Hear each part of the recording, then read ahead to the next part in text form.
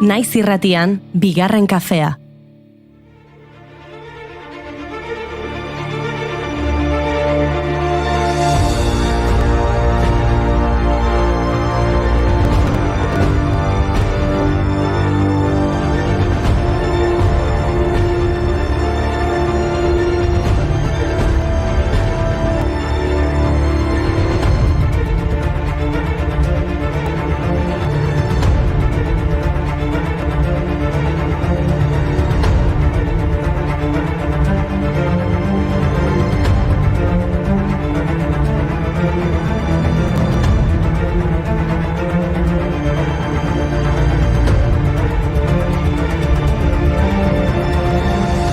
Gaur San Blas eguna da, baina ez da festarik ospatuko. Ez dute azokarik antolatu Abadiñon edo Laudion, ez dituzte herriko festak ospatuko Idiazabal edo Azkoienen. Ez dute surik piztuko Milagron eta ez dute erromeriarik egingo Los Arcos Urantzian. Eta aurreko astean aurreratu genizuen bezala, ofizialki 2021ko Sanferminak bertan bera geratu dira. Beraz, festarik ez Nafarroan. Enrique Maia, Iruñeko alkateak, gaur esan du oraindik erabakia ez dutela hartu. Eta udaletxeari dagokiola ospatuko diren ala ez erabakitzea. Hau kakanastea.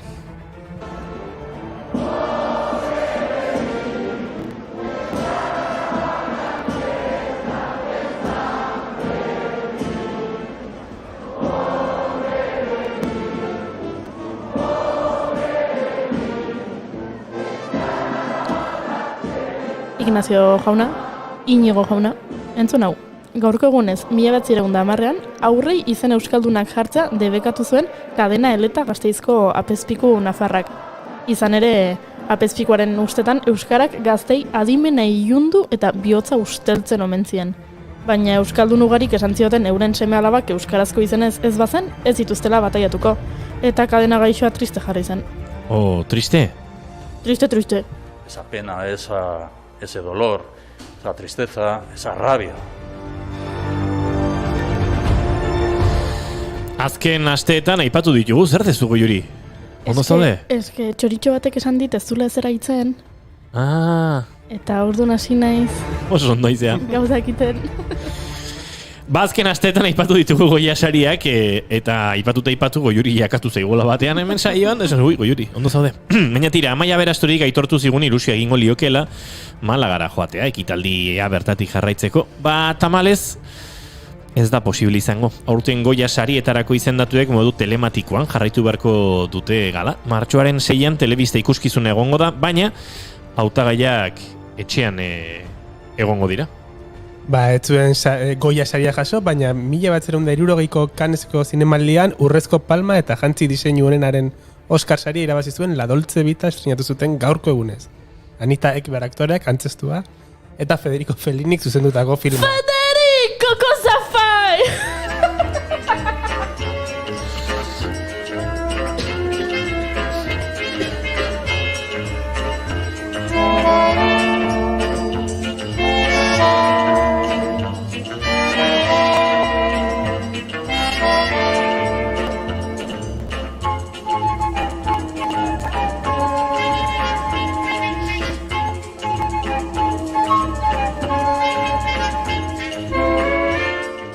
Federico. Bida entzun, bitxikeri bat.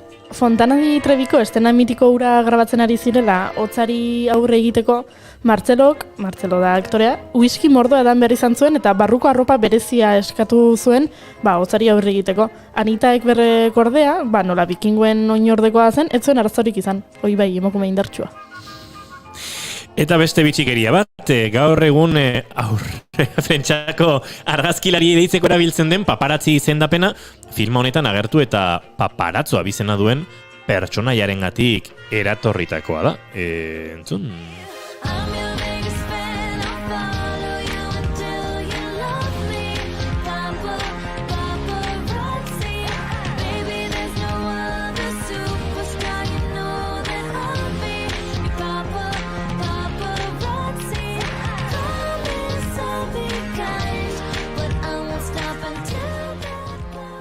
Eta egunen dia da gaurkoa literaturarentzako.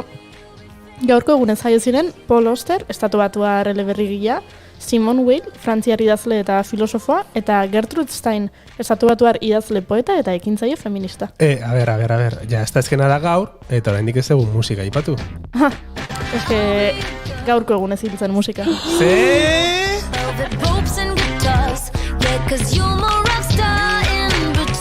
A ber, konta idazu ze gertatzen da hemen, bai, gaurko egunez musika hiltzen, zuk esan duzunako, Juri, eta nik irakurri egingo dut, baina norbait ez dago ados honekin. Egia da. A ber, kontua da, 1959ko otsailaren 3an, Buddy Holly, Richie Valens eta J.P. The Big Booper, Richardson musikariak, izen luzeagorik ez zutenak, Iowako Clear Lakeen ondoan hil zirela hegazkin istripu batean Roger Peterson pilotuarekin batera. Eta 1971an, Don McLean abeslariak eta musikagileak American Pie abestian musika hiltzen eguna, ingelesez The Day the Music Died, izena jarri zion egun horri. Eta orduztik izen horrekin ezagutzen dugu.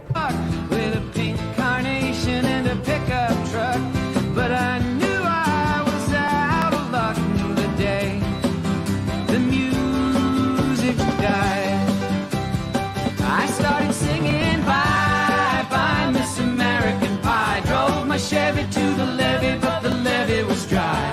Them good old boys were drinking whiskey and rye and singing, this'll be the day that I die. This'll be the day that I die. Now for 10 years we've been on our own, and moss grows fat on a rolling stone, but that's not how it... Hey, Mr. American Pie! When the jester sang for the king and queen in a coat he borrowed from James Dean and a voice. Zula Iker Gurutxaga izango dela gurea, baina ez dago oraindik. Vale, barkatu. Ez, sarrera ez digola edonola eta edonork zapuztuko. Baina utziko diogu argudioak botatzen, bai. Musika nahiko bizirik dagoela esango nukenik eta pozpozik dagoela Mrs. American Pie. Genuen lankide bat, badugu lankide bat zena, Mrs. American Pie izan zena. Eta beragetzekin, baina oso fitxauta zegoen gestapoagatik. Eta ez dakit, gestapoa gauza hona den gertu izateko. Gestapoak goiuri izena du. Gede gestapo.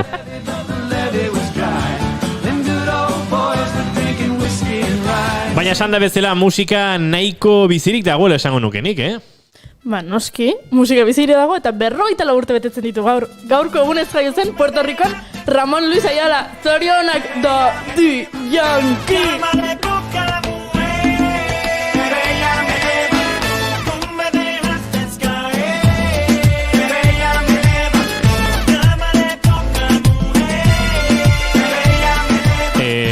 Goiuri, musika haueta zitzen behar du inoiz. Serio.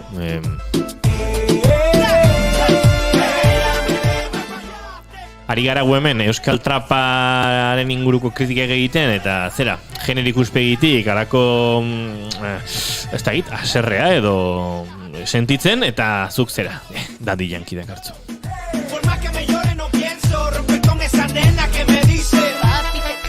Bueno, ni uste Goiuri gu trolatzen nahi gara, Noski.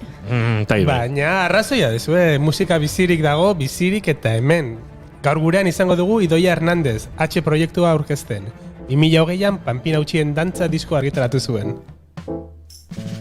Muga hauetako ertza hausten ari dira pitzatzen portzelana.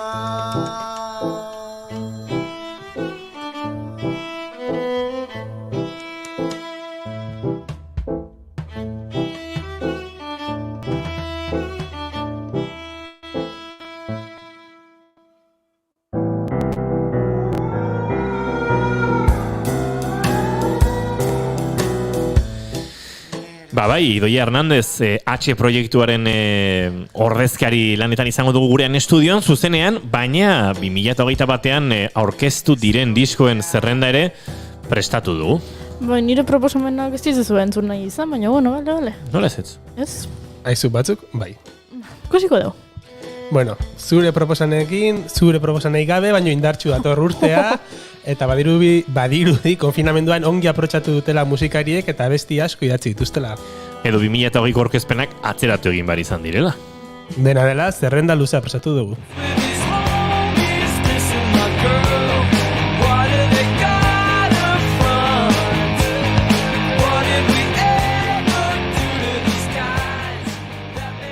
Eta besti honek Buddy Holly izena du.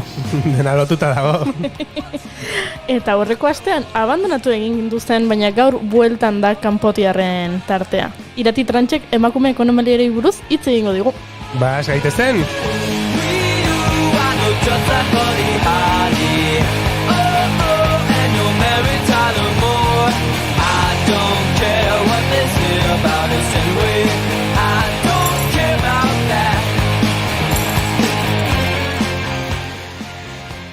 Ba, zera, otsaiak 3 ditu gaur, eta sinistu edo ez, asteazkena da.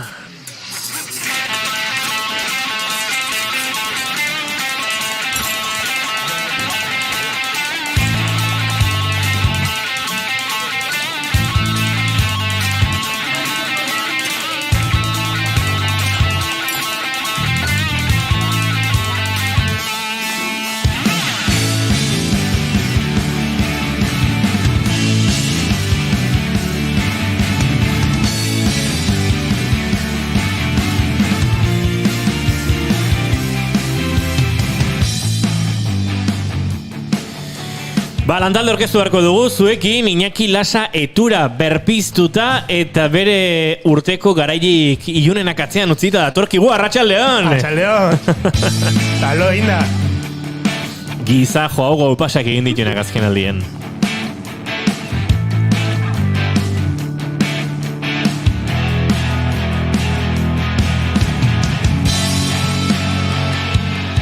Goiuri Ezeiza Arandia! Kaixo, kaixo! Daddy Yankee! Hori trola zan edo ez? Noski. Eta letra zeati dakizu. Daddy Yankee ez da letra da bere izena. Ja, baina ez, abesten nahi zinean, ez? Ez, dantzatzen ari izan. Seguro?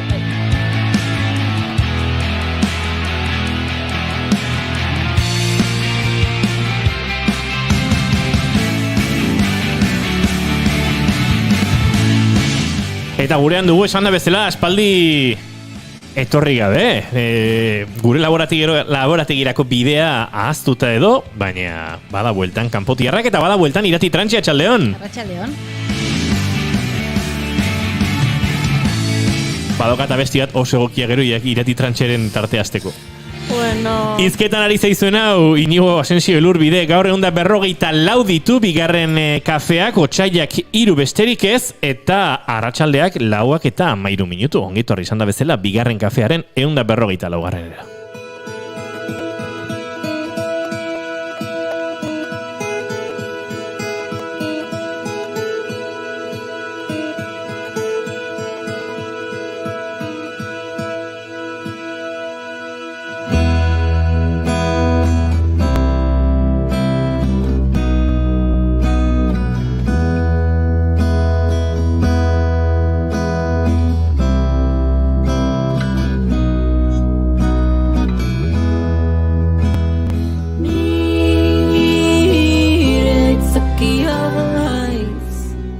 Aurrerapen kantu bat entzun genuen, bere garaian, hain zuzen ere Eneritz Furiakek hola formato labur-laburrean kaleratu zuena. Bere diska berriaren aurrerapen kantutxoa emadan izan zen, eta hura entzun genuen, eta atzo bertan kaleratu zuen sinkropredazioa. Entzuten ari zareten hau. Entzuten eta orain ikusten ere ari zareten hau.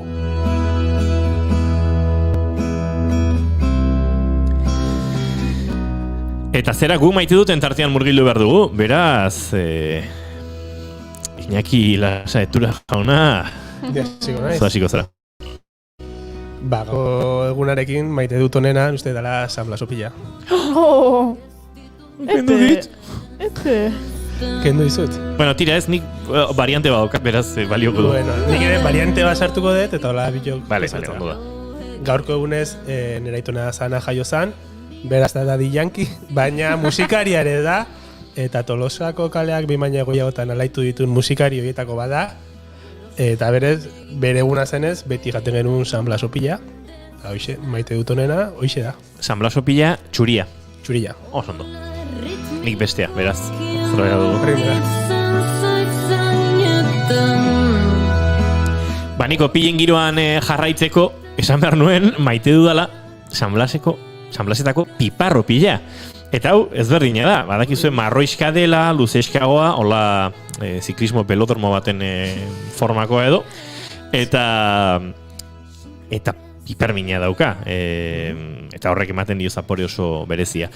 Eta niri egokitu zait urte pilo batetan, aurten salbuespena, Tolosan ere San Blas auzoan ospatzen da, San Blas jaia, oso jai herrikoi polita, famili girokoa, bertakoekin eta Tolosatik eta ingurutatik datorren jendearekin ospatzen dena, hor izaten dira trikitilariak, herrikirolak, pertsolariak, oso giro polita, txoixo mutur pintxoak eta ardo baso erdiak, eta roskilak, besterik ez. Eta duela urte batzuk, Rafa Gorrotxategi, gaur saretan oso protagoniz izaten ari den gizona, izan nun behin detopatu nun, eta esan zian, zuek festa hauek antolatzen zabiltzatela, eta berreskuratu beharko genuke inoiz piparro pila. Ze piparro pilak badu baiararekin, eta lizartzatik barrenan, aparroruntz, betelu, arribi inguru hortara duan inguru guztioetan ikaragarrizko tradizioa. Eta hori, Juanito Garmendi etnologoak ere aztertu zuen bere garaian, eta berez hemen dagokiguna, erroskila txuria baino, piparro pila litzateko. Eta, horri heldu genion, eta egia esan arrakasta izan zuen, eta ni oso piparro pil zalean naiz. Eta gaur Rafa Gorrotxategi idatzi diot, denak saldu ditugu, ez dia gehatzen. Rafa, ez da posible! Eta gaur Rafa Gorrotxategi saretan jarri du duela urte batzuk kaleratutako argazki bat, ez da egite gure entzulek ikusteko aukera ote duten goiuri, baina tira, erroskila txuriekin egin zuen orduan Miss Gipuzkoa zenarentzat soineko bat. Eta soinekoa dago, erroskilaz jantzita, baduela urte batzuk Lady Gagak txal xerrekin egindakoaren antzeko zerbait egin zuen Rafa Gorrotxategi erroskilekin. Eta nola diren gauzak, hasi garela arakatzen argazkietan, eta nor eta Mai Gorostiaga gure lankidea bertan agertu dela. Berak aurkeztu zuen ekitaldia, Rafak presatu zuen jantzia, eta antza denez, atelier nupzial dendaren inaugurazio izan zen, Zarautzen, Yolanda Garziaren denda. Bertarako egin zuen Rafa Gorrotxategik soinek hori, eta horrelako batean ikusiko dugu. Hore, nahi gustatzen zaidola ikusmina sortzea. Bai, sortzea, ez da? Noski. Ia, bai, badator. Badator.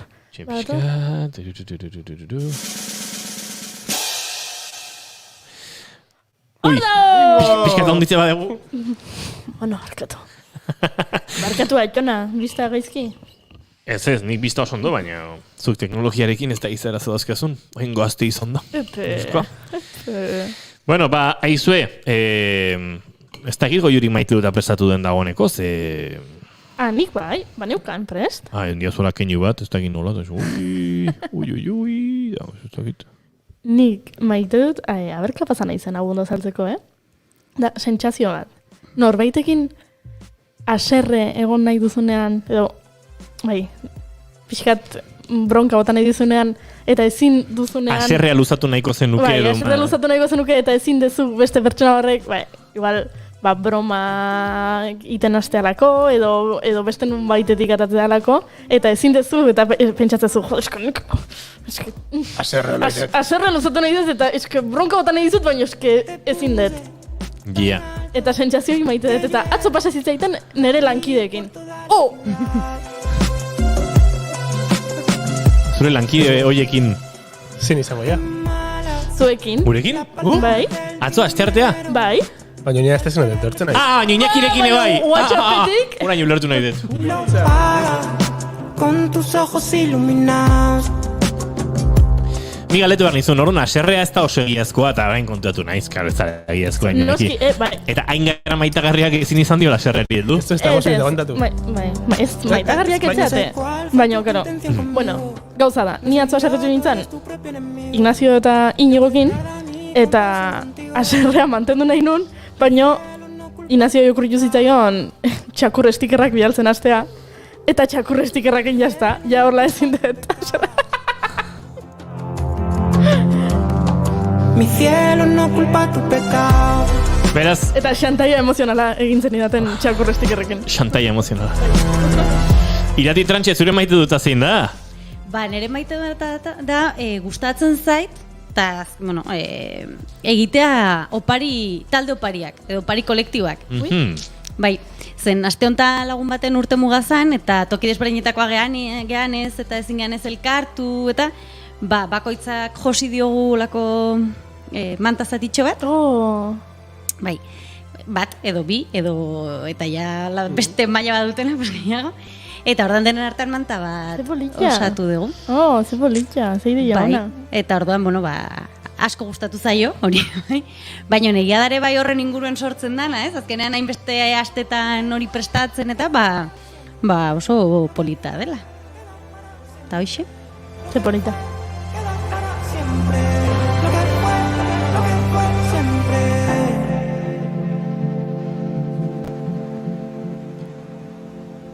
Iker Gurrutxaga Zubimendi ere badugu gurekin gaur, naiz irratiko lankideari lapurtu behar dizkigu 5 minututxo. Iker, ondo entzuten gaituzu, oihartzunik gabe eta zer gabe? Perfecto. Nola entzuten, Orain hasi da oihartzun hori, ezta? Lasai hori segitu ponduko dugu. Bai, guk zondo entzuten zaitu gaizu. Ez dizu gabixatu, baina maite duta, ez dakit prestatu duzun gu entzuten ari zinen bitartean. Puntatu galdi gozu zure maite duta? Erreskeritara joko dut eta musika esango dut. No me defienden mis espinas, me defienden mi fragua. Gustatzen zaizu Sensenra? Sensenra, ez da bereziki entzun dudan artista bat. Esango dizu dena da, venga, promo pixka bat egingo dion dire saioari, vale? Aprobetxatu egingo dut. Egin genuen galdetu behar genizun, baina tira aurre hartu duzu. Esango dizu zergatik, zuekin egon aurretik, Argentinara konektatuta egon naizelako, bertan Donostiar bat, Julen Sarasketa, da hori han bizi da 2006-tik, gazteleraz egin du diskoa, Rusia Armendiaz, Suitza Armendian, ibili gara berarekin, eta euskaraz egin du elkarrezketa hasi eta bukatu. Eta 2089-tik ez da Euskal Herrian bizi. Hortaz, bueno, badu. Noiztik Iker, barkatu? 89-tik ez da Euskal Herrian bizi. 1989-tik. Hori da.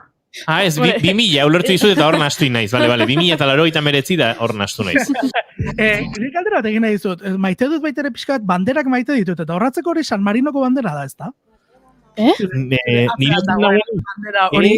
Ez, izan zitekeen, baina, pentsa, nire atzean daukadana da, nik bai maite ditut nire lankideak, ez goiurik bezala, eta nire bilankidek oparitu zidaten, Maitena Salinas eta Goiuri Ezeizak, oparitu zidaten, hau da, Zaporeak proiektuaren lamina bat, eta, bueno, eder bezain gogorra da, ze laminaren goiko erdialdean ikus daiteke familia bat, 3 pertsona afaltzen ari direla, eta mailaren beste erdia, ontzi bada, itxasontzi txiki bada, eta bertan jende asko ari da, ontzira heldu nahirik, ontziari ezin helduta, eta Iñaki Landaren ilustrazio bat.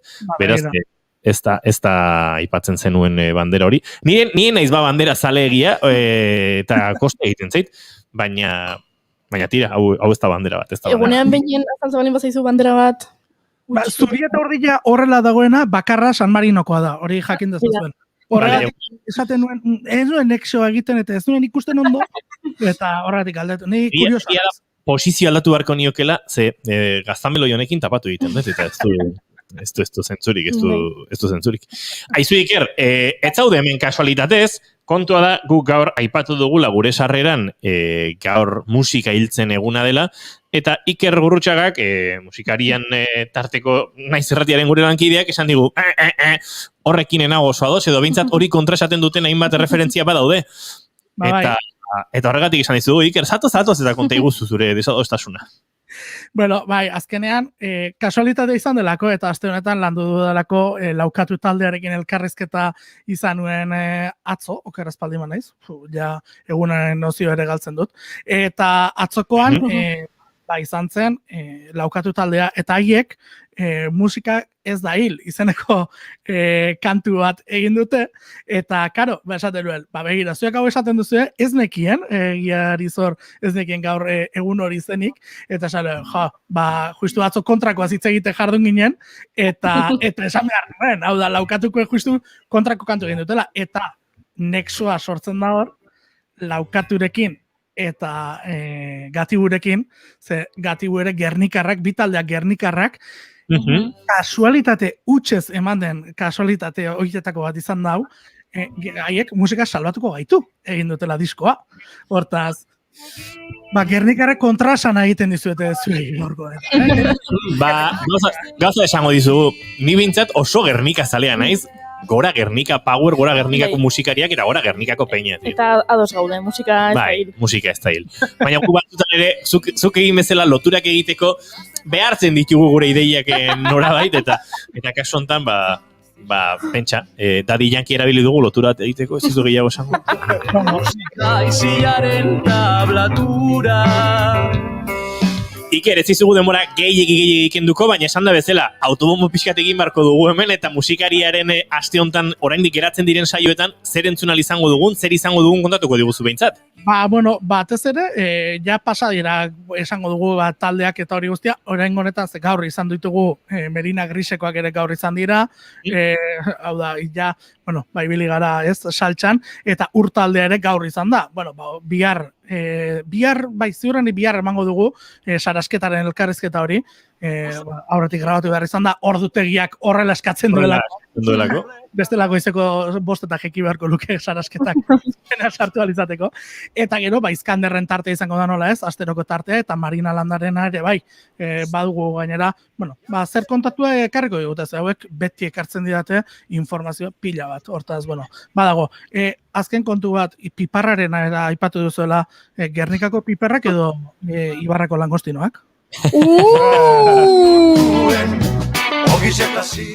Esango dizu gauza bat, ni biak nahastu zalea naiz oso, ze ezberdinak dira, Gernikako piperrak motxeak eta potolitogoak dira, Ibarrako langostinoak, luzeskiagoak, eta zartari berdinean olio berearen eta gatz berdinarekin biak egin daitezke batera, puntu hartu hartzaile olioaren temperaturari eta zoragarriak dira. Baina ni piparropila zari nintzen, eta piparropila piper beltzarekin egiten da, ezagun nio nahastu.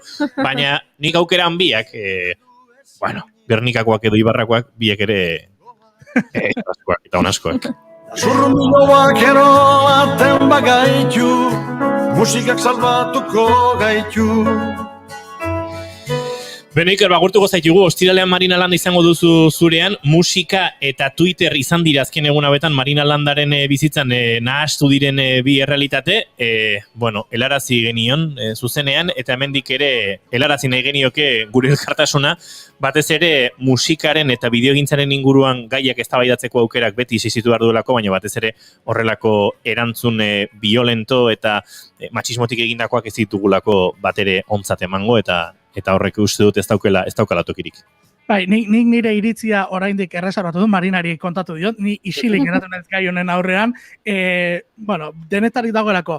Hortaz, nik momentu honetan zer egin dut, askotan gertatuko zaizu zuei, liburu bat irakurtzen hasi, kapitulu bat ere iritsi, beste aukera bat emateko aparte utzi eta berriz berreskuratzeren, ez da?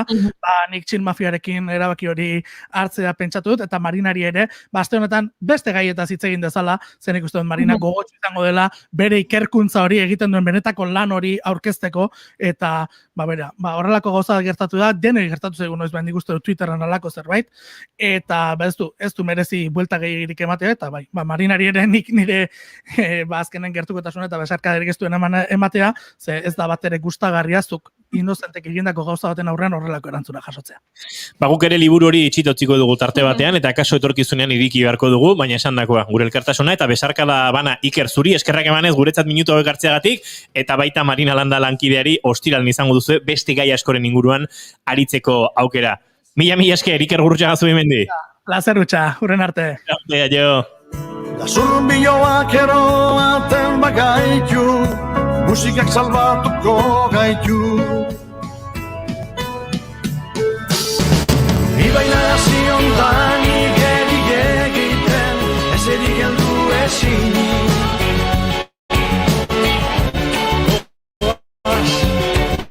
Gorkatarako gaituen itxaroten, musikak salbatuko gaitu.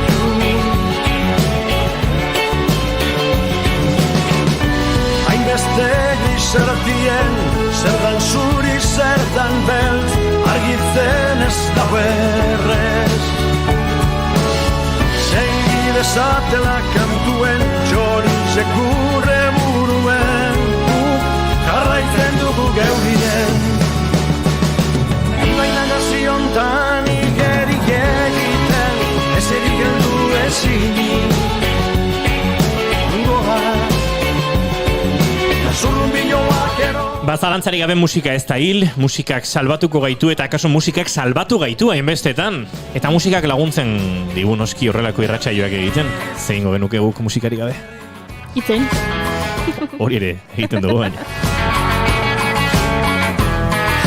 Ba, irati trantxerekin hitz egin behar dugu segituan, kanpotiarrak tartean murgildu behar dugu eta gainera datorren hilabetearen aurkezpena ere egin behar digu.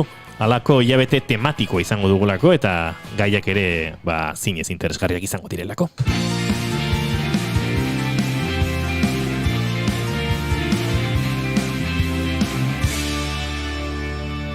Emaiozu bigarren aukera bat egunari. Naiz irratian, bigarren kafea.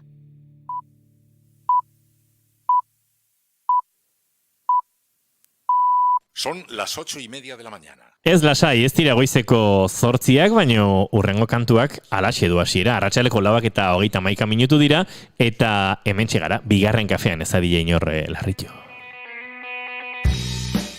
Fridoniaren kontzientzia kantuarekin murgilduko gara, kanpotiarrak tartean.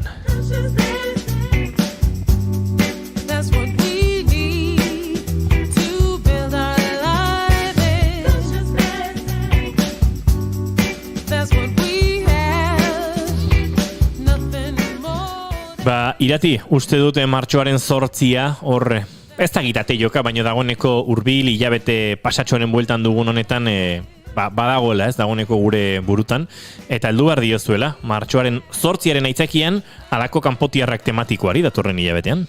Bai, aprobetxatuz, hori ez, martxoak 8 hilabete bat gelitzen dela, eta pixka bat, astero etortzen genera, pentsatu dugu, astero, emakume desberdinei ikusgarritasuna ematea edo bere lekua ematea, ez? Eta hurrengo astetan ingo duguna da pixka bat, ekarri emakumeak disiplina desberdinetan egin duten lana. Noski asko eta asko kanpoan utziko ditugu, azkenan ez. Ezin dugun miraririk egin. Ez. Baina gure aletxoa ekarri baldin badezakegu eta hain ez ezagunak diren emakumen inguruan hitz egin baldin badezakegu, hori ez, hurrengo astetan hori da erronka. Eta uste dut zuri dagokizunean ekonomiatik izango dugula, emakume ekonomialaria gurera ekartzeko aukera? Bai, nik ekonomiatik normalean egiten dute moduan. Konturatu nintzen, nik uste disiplina ez, eta arlo askotan gertatzen den bezala. Nik ekonomia ikasi nunean oso emakume gutxi ez dakit, badagun bateon bat, ikasketaetan, aztertu genuna edo ikasi genuna edo bere ekarpenak ez, benetan esanguratsu bezala ulertu zirenak. Gerora interesengatik, eta nik uste dut egia da gaur egun badaudela hainbat ekonomialari beraien lanak edo ezagutzen direnak edo ekonomialaritaz pentsatzen dugunean ere emakumeen izenak tortzen direla, baina nola pixka bat historian atzera begiratuz nire sensazioa ez. Eta pixka bat hori gaurko programa edo prestatzen hasi naizenean, konturatu naiz gainera emakume askok lan egin dutela oso ezagunak egin diren gizonekin, askotan elkarrekin egin dituztela olako ikerketak, eta azkenen gizonak ez egin direla ezagun, eta emakumeak ez, kasu batzuetan lankideak, beste batzuetan, eta hori ikusiko bat, bikotekidea, eta hori ez, guztiz bigarren edo hirugarren ez dakit ez, atzeko plano batean utzi ditugula. Hor da, bai dagoelan beharra esango nuke, ez? Erdigunera ekartzeko eta pixkat ere historia beraien bitartez, kasu honetan ekonomikoa, baina beste arlotan ere beraien bitartez ere ikastekoa.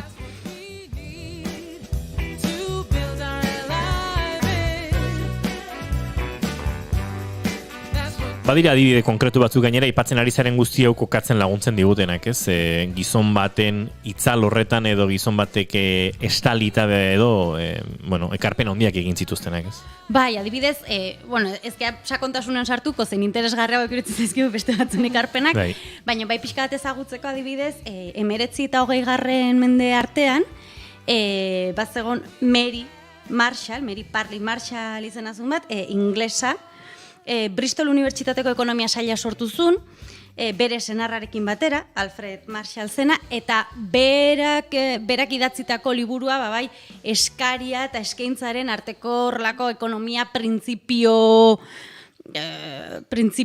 garrantzitsuenetarikoa, ez dakik gutxienez ezagutzen dugun bezala, ez dakik gero garrantzitsuena baina bai ez ekonomiako olako oinarrizko printzipioen inguruko liburuak eta argitaratu zituen, eta berak hori unibertsitatean eta lan egin zuen, baina poliki gero eta zailago egiten zitzaion lan egitea, senarrak ere etziolako guzten, ikasketa horiekin jarraitzeko, orduan egiten zuena da, senarrari lagundu egiten zion.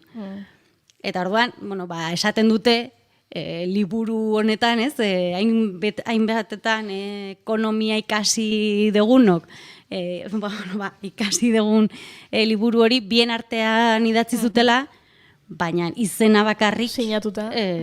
Zuk hori ikasi zenuen momentuan etzen nuen hau jakingo ziurrenik? Ez, nik hau gerora ikusi dut. Jakin dezu ezagutu duzu. Bai, gutxienez kasu konkretua, baina, gerota nik uste begiratzen hastentzeanean horrelako gauzak, historian zehar, nahi baino...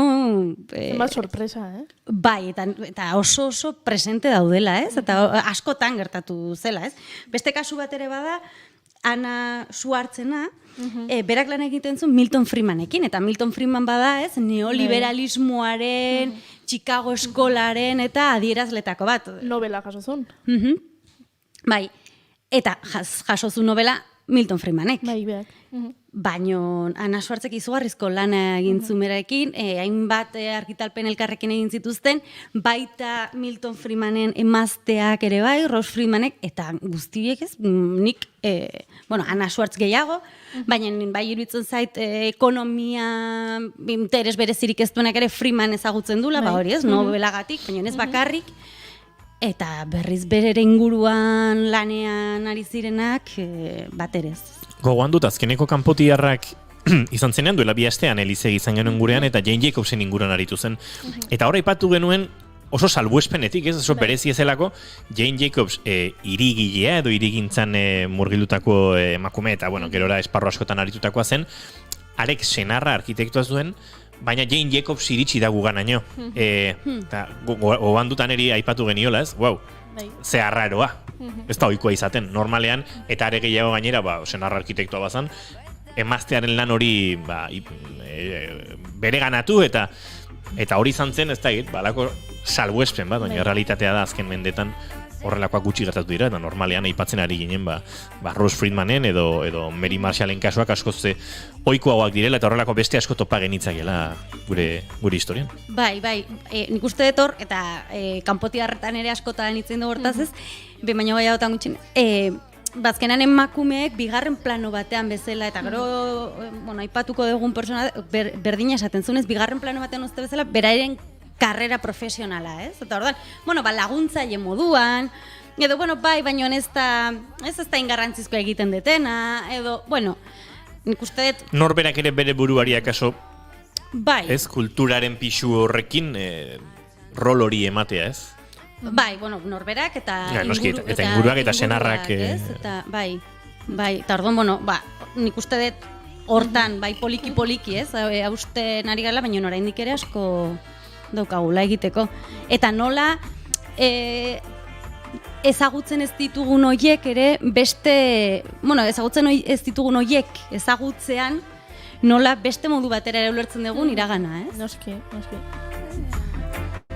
Ekonomiaren iragana edo ekonomiaren hainbat sustrai beste modu batera ulertzeko 20. Mendeko emakume ekonomialari batzuk hartuko ditugu izpide, bi zehazki, eta euren ekarpenetatik saiatuko gara, aipatu duzun imaginario hori eraldatzen, ezta? Eta euren artean lehenengoa Joan Robinson da. Bai, Bai, bera 1903an jaio zen, eta 1983an hiltzen, beraz, 20. mendean. Oso 20. mendeko emakumea. Hori da. Bai, eta berak azpimarratzen zuen, egia esan bere ekonomiarekiko zeukan ikuspegia oso kanpotiarrak ere bada, esango nuke. Zen, berak esaten zuna da, ekonomiak benetako arazoak konpontzen lagundu behartzuela, gizarteak gizatiarragoa bihurtzeko. Bai, ordan, esaten zuna da, gertaerakin behar dela errespetatu, eta ez dakiguna alde batera utzi behar dela. Nik uste ere bai hori, normalean zientzietan ez dela ikusten, ez badauzak ez dakizkigunak, horrela dira, eta ez da zer pasatzen, esategatik ez dakigula, ez? Maia Beitiak aipatzen ziguna, oso garbi, ez, filosofian, beraiek hori oso errez izan dutela beti, ez? Badodelako asteko filosofia referentziak nik dakidan bakarra da ez dakidala eta bar, baina hori izan dutela oso presente, baina bai ez da ainoiko izaten, eta hori ere badago hor, bai. Bai, eta berak argitaratutako hainbat liburuek transmititzen dutena, gerora, ez? Edo beste ekonomialari batzuk esan da, bere irakurlea bere kabuz pentsatzen erakusten dutela. Ez hain beste erantzun zehatzak ematen, baizik, eta berak ere esaten zuen, ekonomia ikasi hartzela, ekonomialariak gu engainatu ez gaitzaten, ez? Orduan, beste alde hortatik ez, erraminta jaso, eta norberak bere ikuspegitik, erraminta horien bitartez, errealitatea ulertzeko, ez? Orduan, hori nik uste ikuspegi oso interesgarria dela, ez? Bai. Eipatu duzulen Friedmanen kasuan liberalismotik aritutako ekonomialaria zela, 20. mendearen hasierara joan gara, Joan Robinson dugu izpide, zein dira bere, ez dakit eredu ekonomikoak, edo bere ekonomiaren, ez dakit, marko filosofikoa edo? Bai, berak hainbat arlo edo aztertu zituen, alde batetik hazkunde ekonomikoa zitzen zuen, herrialdeen garapenaz, eta nazioarteko merkataritza ere aztertu zuen, ez? Eta bai aztertu zituen ere bai Karl Marxen lanak, akademikok ere bai Mao Zedong eta Sovietar Batasunean ez, Stalinen sistemetara hurbildu zen, eta kapitalismoaren injustiziak ere bai salatu zituen. Ordan, agian emakume izatea bazen, ez, modu bat, edo arrazoi bat ez ezagutzeko, baina nik uste dut ere bai pixkat bere ikuspegia ekonomia ortodoxo horretatik, ez, ategonda ere, horrek ere ez dula ez ziola mesede egingo du bere lana ezagutzeko. Naiz eta bere inguruan oso mirestua zen eta bere lana ideologikoki ere edo pentsamendu aldetik naiz eta ez berarekin ados egon oso baloratu izan zen berak egin zituen ekarpenak. Orduan, berak esaten zuna da desberdintasun horiek zuzendu egin behar direla, ez? Eta horretarako ekonomia mekanismo bat dela, ez? Orduan, berriro ere ez, erraminta bezala gizarte eraldatzeko eta beste sistema batzuk sortzeko. Keynesekin egintzun lan, Keynesen ikasletako bat izan zen, ez? Eta bai esaten da post-keynesianismoaren edo ama bezala ulertzen da, ez? Orduan, Cambridge Circus edo izena du nolako talde batean egon zen, eta beraz, oso ezagunak diren ekonomialariekin konpartitu zuen bere lana. Bere ikasletako bat adibidez Nobel sari irabazi zuen Amartya Sen izan zen. Orduan, ikusten dugu nola bere inguruan, ez, Nobel saria ugari egon diren, eta bera, nahiko horrez izkutuan egon dela. Hori, mundu hobe bat, bidezko bat eraikitzen laguntzeko erraminta ekonomia, eta oso visionario izan zen, ez? Zergatik, ordurarte merkatuak, merkatu lehiakortasuna edo perfektua zela, defenditzen zalako, eta berak esaten zuen, merkatu guztiz lehiakorrak existitzen ziren edo zalantzan jarri zuen, ez? Eta hori 1923an izan zen, beraz. Oso aitzindaria. Bai, hori da, oso aitzindaria, eta guztiz, beste leku bat ematen diona ekonomiari, ez? Eta berak erabilizun lehenengo aldiz, monopsonioa kontzeptua, bai, monopsonioa. Monopsonioa. Eta definizio bat daukazu? Bai. Hombre, pero... Izena, egia da hitza ez, olako palabro badela, baina gero erretxea ulertzea. Vale. Batez ere, horrek azaltzen ditulako gaur egun pairatzen ditugun, gure gizarteetan pairatzen ditugun fenomeno asko. Eta horrek zesan nahi du, eskaintza gutxi eta eskaera handia dagonean gertatzen den zerbait. Abida, nahi pasatzen nahi zeitena alokairuko nire bilaketarekin. Ba, adibidez. Dagoen eskaintza gutxi, herri hontan. Claro, eta eskaera asko. Eta orduan, dagoen eskaintza hori, dauden baldintzak, eskaintza horretan dauden baldintzak onartu egiten dituzu, edo ezintzera sartu merkatuan. Ba, justo horixe da monopsonioa. Wow, monopsonioaren menpenago? Ba, adibidez. Wow. Gainera, eraginak plano askotan daude, alde batetik adibidez, soldata kongelazio bat. Zergatik, askotan lan eremuan, enplegu emaile gutxi baldin badaude, eta lana nahi duten edo behar duten pertsona asko baldin badaude, horrazkenean, botere desberdintasun bat dago.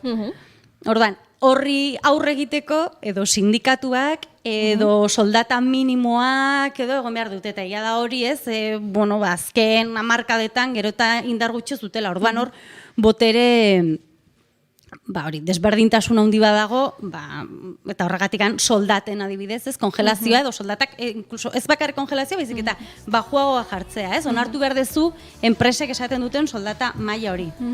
Beste adibide bat, ulertzeko egoera hau, bada arropa industrian gertatzen dena, badaude olako kate handiak, arropa asko erosten dietena, ekoizle txikiei.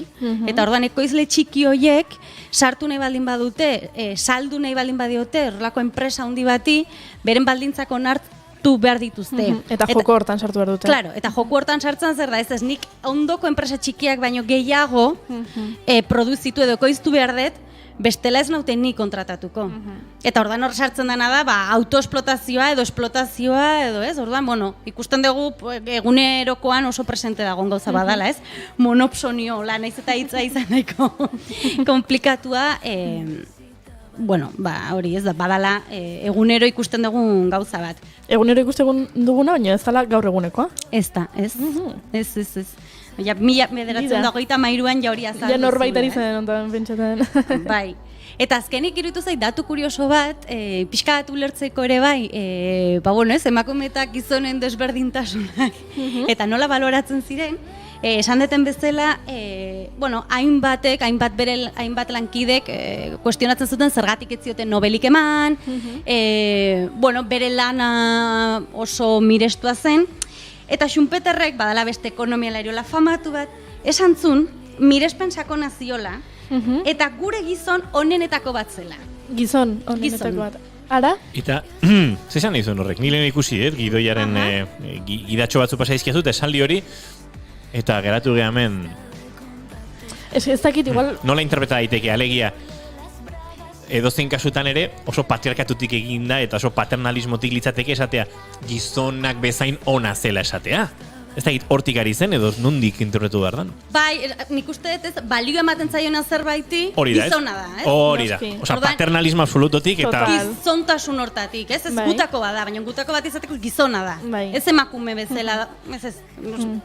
Bada, ez dakit, literaturarekin hitz egiten dara, bai, horrek beste saio baterako emango jo, emakume literatura, ez da literatura ona edo txarra, ez? Eta nik uste dut hor hemen ere badagola, ez da emakume ekonomialarion bat. Ekonomialari ez dela ona denez, gizonen gure taldean dago, tardun. Oso kurioso irutu zait, esaldia... Artearen inguruan eta galdera bide batez gordeko du gero Idoia Hernandezi egiteko.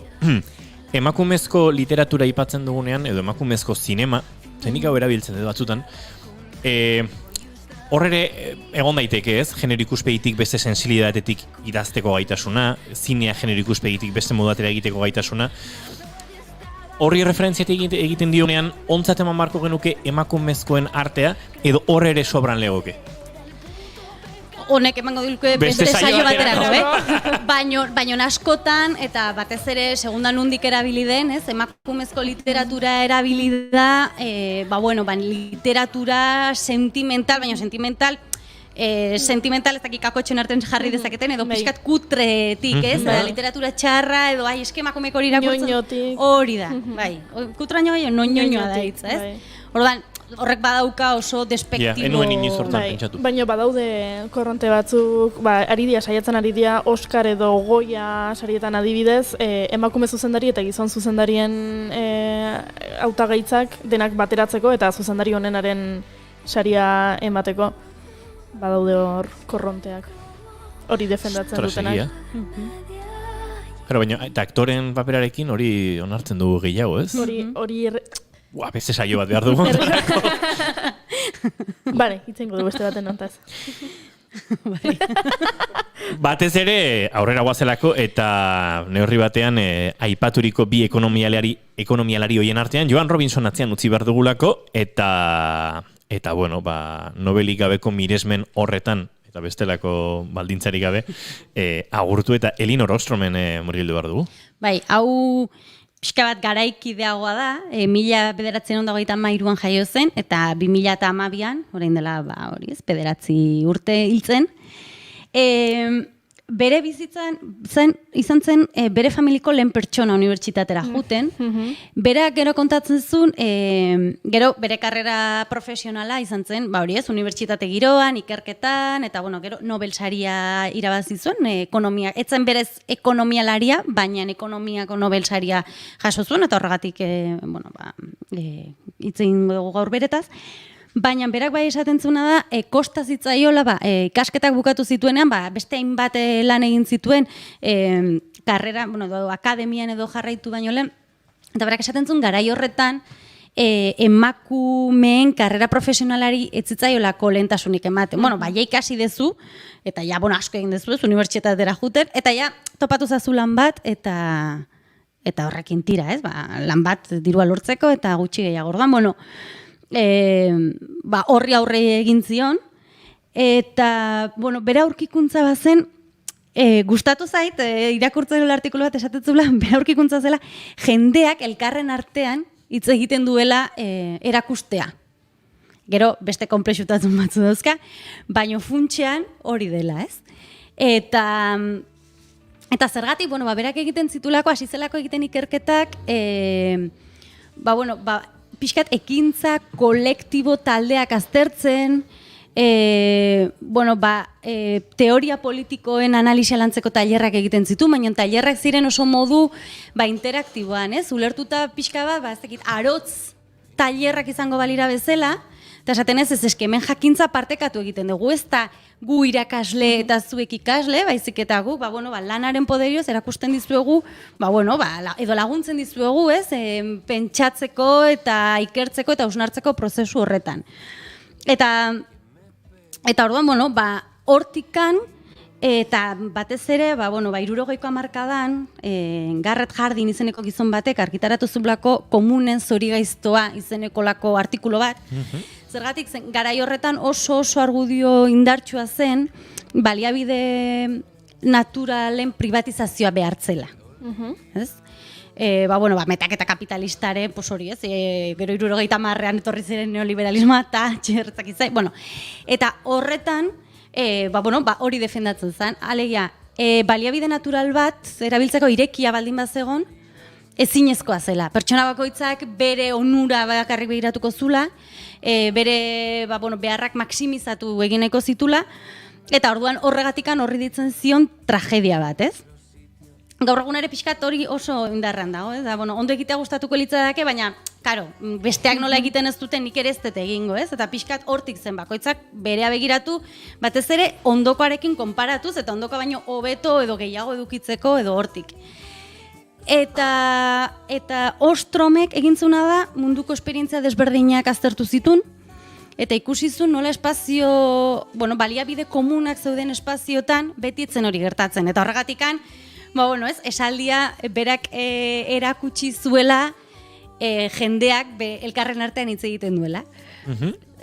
Berak adibidetako bat da Turkian arrantzale komunitate batean, eta berak demostratu zuen, erakutsi zuen nola beraiek arrantza partekatzen zuten, bizirauteko arrantza behar zutelako, baina beraien helburua ez zela gero eta gehiago lortzea, edo ez, bazekitelako gainera, modu horretara, epe luzera, arraini gabe geldituko zirela. Eta orduan beraiek bazuten, arrantzalek elkarren artean adostu zuten, zozketa bitartez sistema bat. Eta orduan, txandakatzen zuten noiz egin arrantza, nola egin, nun, eta, egiten zutena pixkat mugatu arrantza sistema eta horri esker, mendeetan zehar horrela biziraun ahal zuten. Orduan, nola hitz egin ez dan beti bakoitzaren maksimizaziotik, baizik, komunitatea sortzen, ez? Eta noski berak esaten zuen, komunak, ez dagoela panazea bat, ez dala zerbait ona edo ez, berak esaten zuen kudeaketa sistema desberdinak gaudela, pribatu izan daiteke, beste izan daiteke publikoa, ez? Bai instituzio publikoetatik edo estatutik edo kudeatuak, eta bestea komunalak, denek, ez? Denon artean egindakoak. Eta orduan, egoera bakoitzean, garrantzizkoa zela begiratzea ze beharrak zeuden, eta horren arabera, pixka bat, erabakiak hartzea nola kudeatuko zen. Eta horretarako, berak demostratu zunez, komunen kudeaketa egonkor bat egon zitekela, hainbat diseinu printzipio edo izendatu zituen. Orduan, oso interesgarri izan zen bere ekarpena, hain indarrean zeuden, logikekin guztiz hautsi zuelako, ja ez plano teoriko batetik, baizik eta praktikan demostratuz, gauzak beste modu batera egiten direla, eta jendea beste modu batera erlazionatzen dela, ez? Eta bilatu daitekeela olako interes amankomun bat, egon daitekeela interes pertsonal baten gainetik, ez? Edo epe luzerako interesak, edo epe luzerako beharrek, agian epe motzeko beharrek baino garrantzi gehiago eduki dezaketela. Eta ikerketa guzti hauengatik 2009an Nobel saria eman zioten. Guzti hau modu sistematiko batean ere deskribatzeagatik, ez? Lehen emakume izan zen, ekonomia Nobel saria jasotzen? Bai, eta gaur egun 2 emakume lehen urtean, Esther Duflori eman zioten, pobreziaren inguruan hainbat olako ikerketa egitagatik, edo nola egin kalkuluak eta bar, eta bera izan zen lehenengo Nobel sari, ekonomiako Nobel sari erabazi zuen emakumea. Bakarrikan bi... Bakarrik bi Nobel ekonomian, bakarrikan bidez, bakean beste bat... Bakea da emakume gehien dituena, baina ekonomia eta kimikan aurten bi emakume jaso dute, baina orain arte uste etzeola edo inor edo bakarra olako zerbait zan. Nik Esther Duflorekin ezagutzen nuen zela Nobel saria, ekonomian Nobel saria jaso zuen gazteena. Bai. Claro, orduan hitz egiten egena da zaharrena, bi bakarrikan daudelako da. Oso ondo dago eta 46 urterekin uste jaso zuela. Baina, ostras, honek erakusten duz... Baina, ez dakidan, zer da, gazte emakumen, nik uste dela gaztena orokorrean, ez? Orokorrean. Igual orokorrean da. Ekonomia, nik zango nuke baietz, 46 urte Nobel sari bat... Gaztetxo da, bai. Oso gazte da. Horrekoan pentsatzen. Horrelako disiplina batean, ez? Bizitza oso bat behar duzun, ez?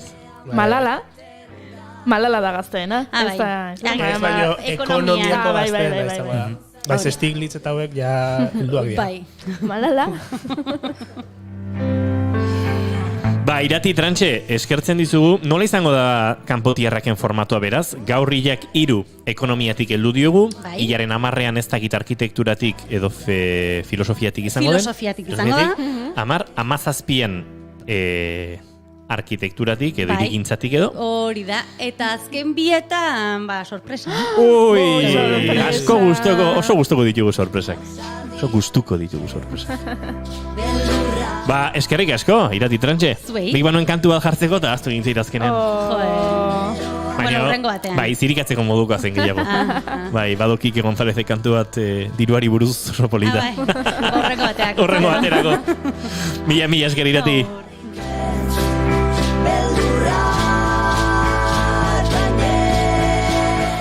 Maizen ausardiarik ez, kantu honekin agurtuko dugu kanpotiarrak tartea.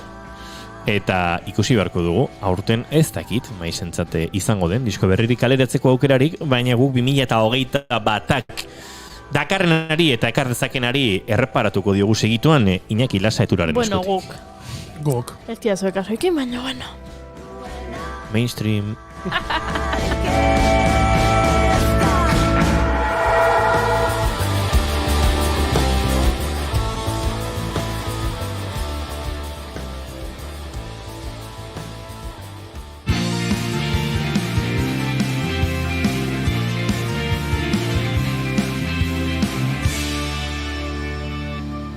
Bigarrenak ez direlako beti okerragoak, bigarren kafea.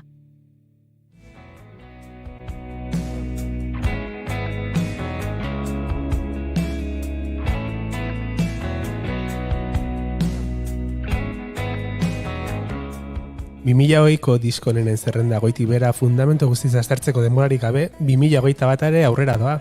Sartu gara otsailean eta konturatzeko hasi gara aurten argitaratu diren abesti eta lanen uzta jasotzen.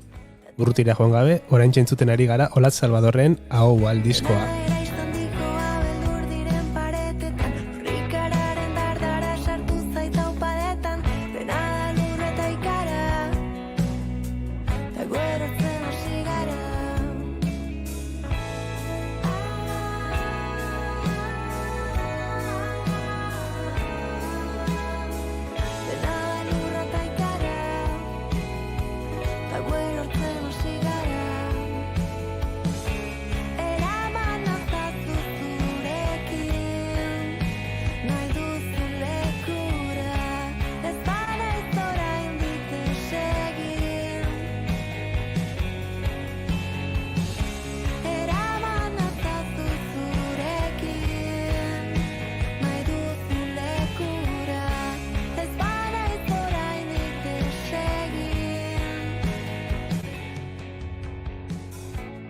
Pasaden astean izan genuen gurekin Olatz eta lauduri ugari jaso ditu Donostiarraren bigarren lanak.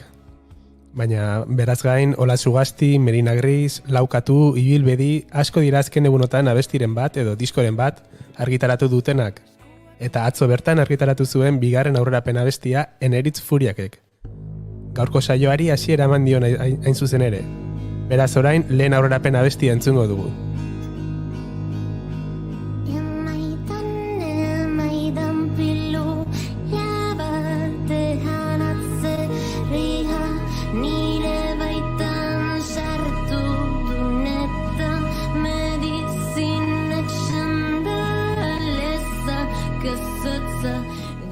Eta gure mugetatik gaindi, otsaila oso potente dator egia esan. Etzi lanen bat argitaratuko dutenen taldei erreparatuta, izen handiak ikus ditzazkegu.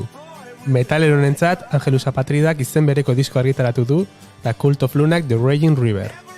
The Weekndek bera abesti ezagunenak bigarren aldiz bilduko ditu bilduma batean, eta Jane Birkin musikari mitikoak Of Pardon to Dogme kaleratuko du. Baina ziurrenik, oihartzun handiena Foo Fightersen lan berriak edukiko du. Medicine at the Midnight, Dave Grohl eta taldekideen 10. albuma. Eta dagoeneko 3 aurrerapen abesti eskaini dizkigute. Azkenekoa, honako hau, Waiting on a War.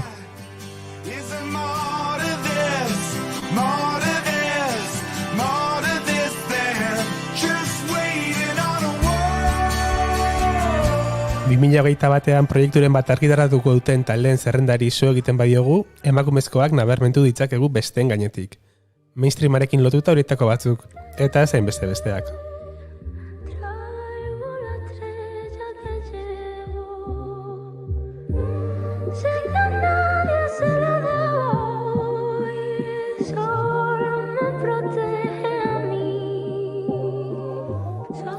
Mainstreama eta Rosalia eskutik helduta daude Kataluniarrak 2018an El Malquerer argitaratu zuenetik.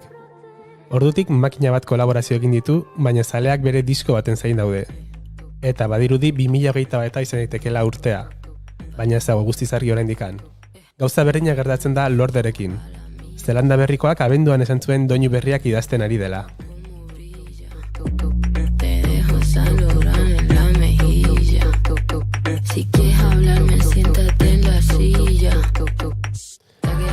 Argiago dago Lana del Reyk aurten argitaratuko duela lan berria, iaz egiteko baitzen, baina atzeratu egin zuen.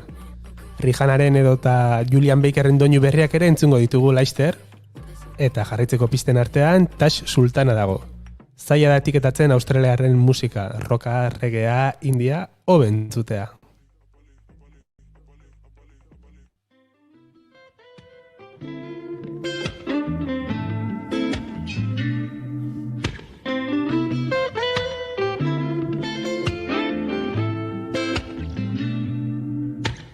Bet you didn't think that I was watching you. Dinosauroak edo betiko musikariek ere aterako dituzte diskoak aurten. Hor daude Tom Jones, Sting edo eta Ringo Starr. Goiurik arrazoia dauka, hemen beti entzuten dugu The Beatles.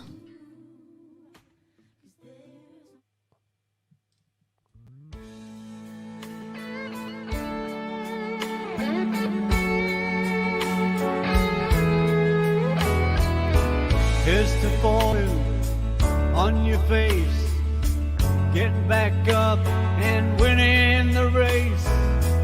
Here's to taking it. Eta, bueno, bikote zengo izuet. 2021 argitaratzen diren lanei begira jartzen denean, bakoitza baditu bere fetitxeak, eta nik ezin dut utzi aipatu gabe ez Mogwai, ez God is an Astronaut. Biak post-rock taldeak dira, ni oso zalea naiz, eta entzuneko nuke Mogwaien Richie Sacramento.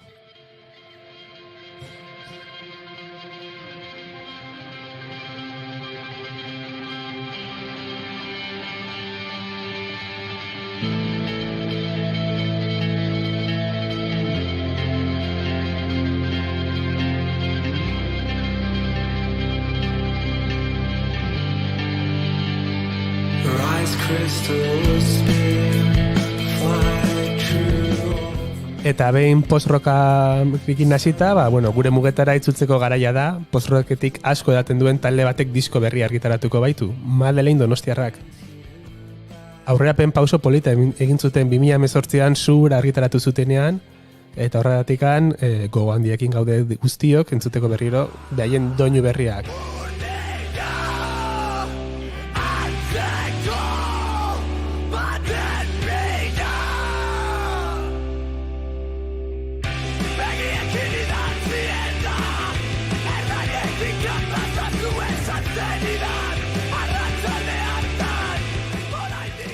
Eta Madelineko taldekide batzu dauzkaten talde beste bat, da Bananas, justu haintxe entzuten ari garena, eta hauek ere 2018an argitaratu zuten EP bat, azal bat urdina, baina publikatu eta berala desagertu egin ziren, kontzerturik gabe, ezer gabe, eta, badirudi bueltan direla 2021an.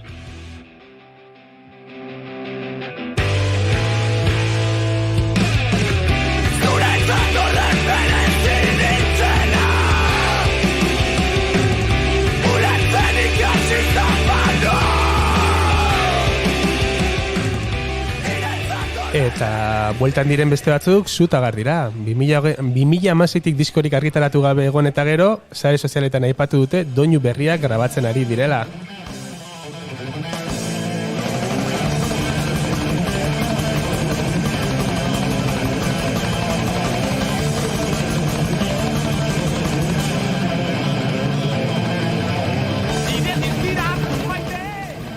Eta holako errepaso batekin, ordubete baino gehiago ginateke hemen, talde pila bat utzi ditugu aipatu gabe, musikari pila bat, bukatzeko, etxe honetan askotan entzun dugun musikari badakargigu, udazkena, negua eta udaberriak ekarri ostean, Iker Laurobak udako doinuekin agur esango dio bere proiektuari, eta aurretikan udaberria entzungo dugu.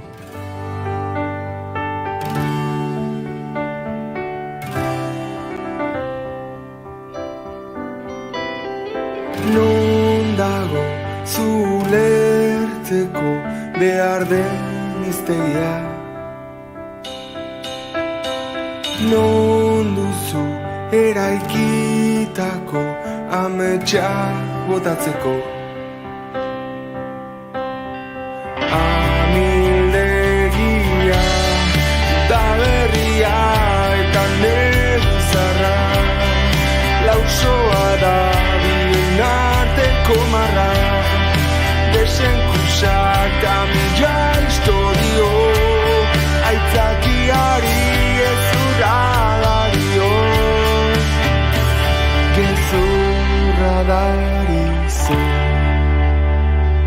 batean sutea piztu zaigu eraikinean. Bitartean zukatu beltza laztantzen magalean. Eta ni itzali nahian urbasoaz, zu berriz kea ikusita bazoaz. Eta bazoaz da berria eta negu zarra, lausoa da bien arteko marra. Desenkusak da mila historio, aitzakiari ez urra dario. Etxeako telari irudi orain, eta ni mandataria propina zain. Oean sentitzen naiz arrotza, gauero tokatzen zaita lehotza. Leio kolorea gure estatzea. Ezaztu, ezaztu, ezaztu, ezaztu.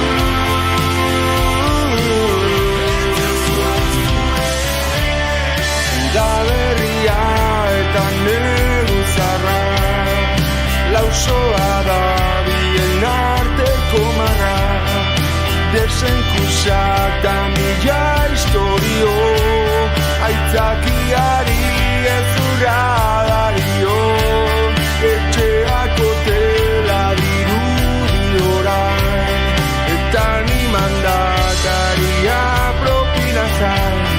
Oean sentitzen naiz arrotza, gauero tokatzen zaita lehotza. Gabi ale ditu, bi aste erantzun gabe zure mezu isiak. Irentxiz egierruki hor ta gezur borobilak. Ez dut nahi zure utxunea sentitu, denborazko aztearen esizar honek bi alde ditu. Gelditu makinak.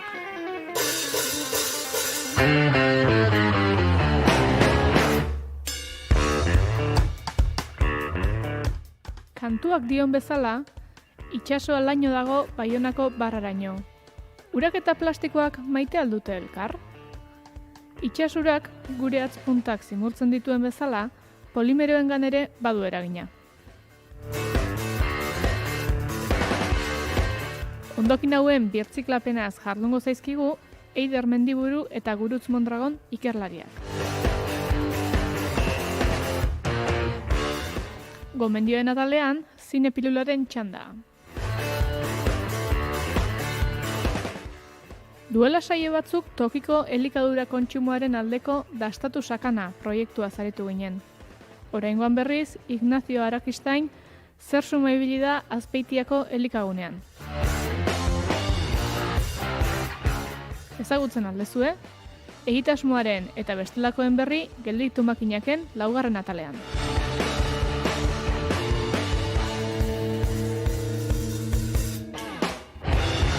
Gelditu makina.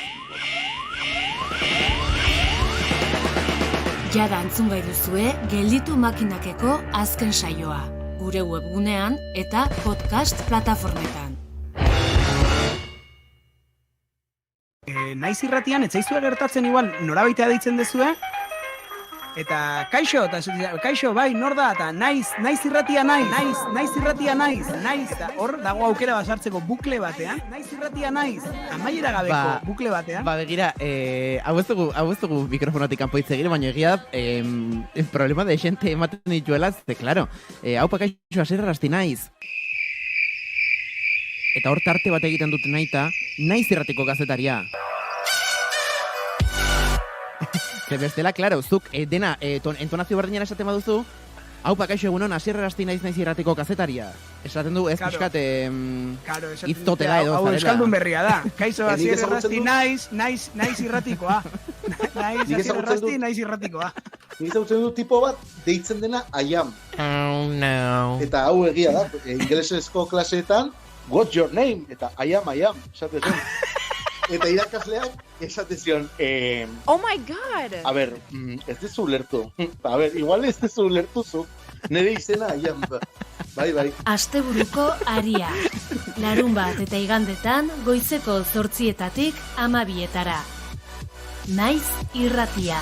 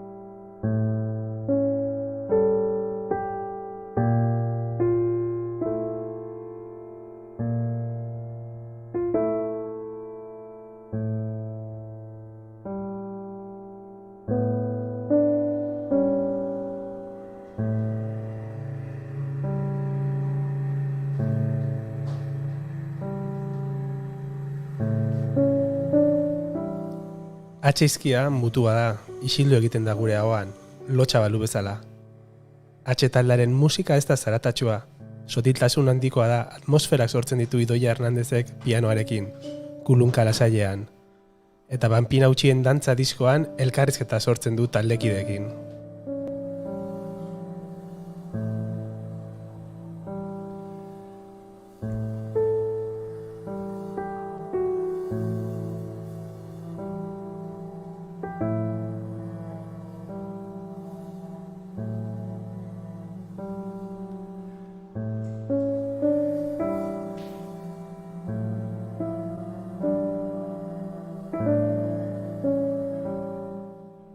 Kaixo Idoia, ongitorri.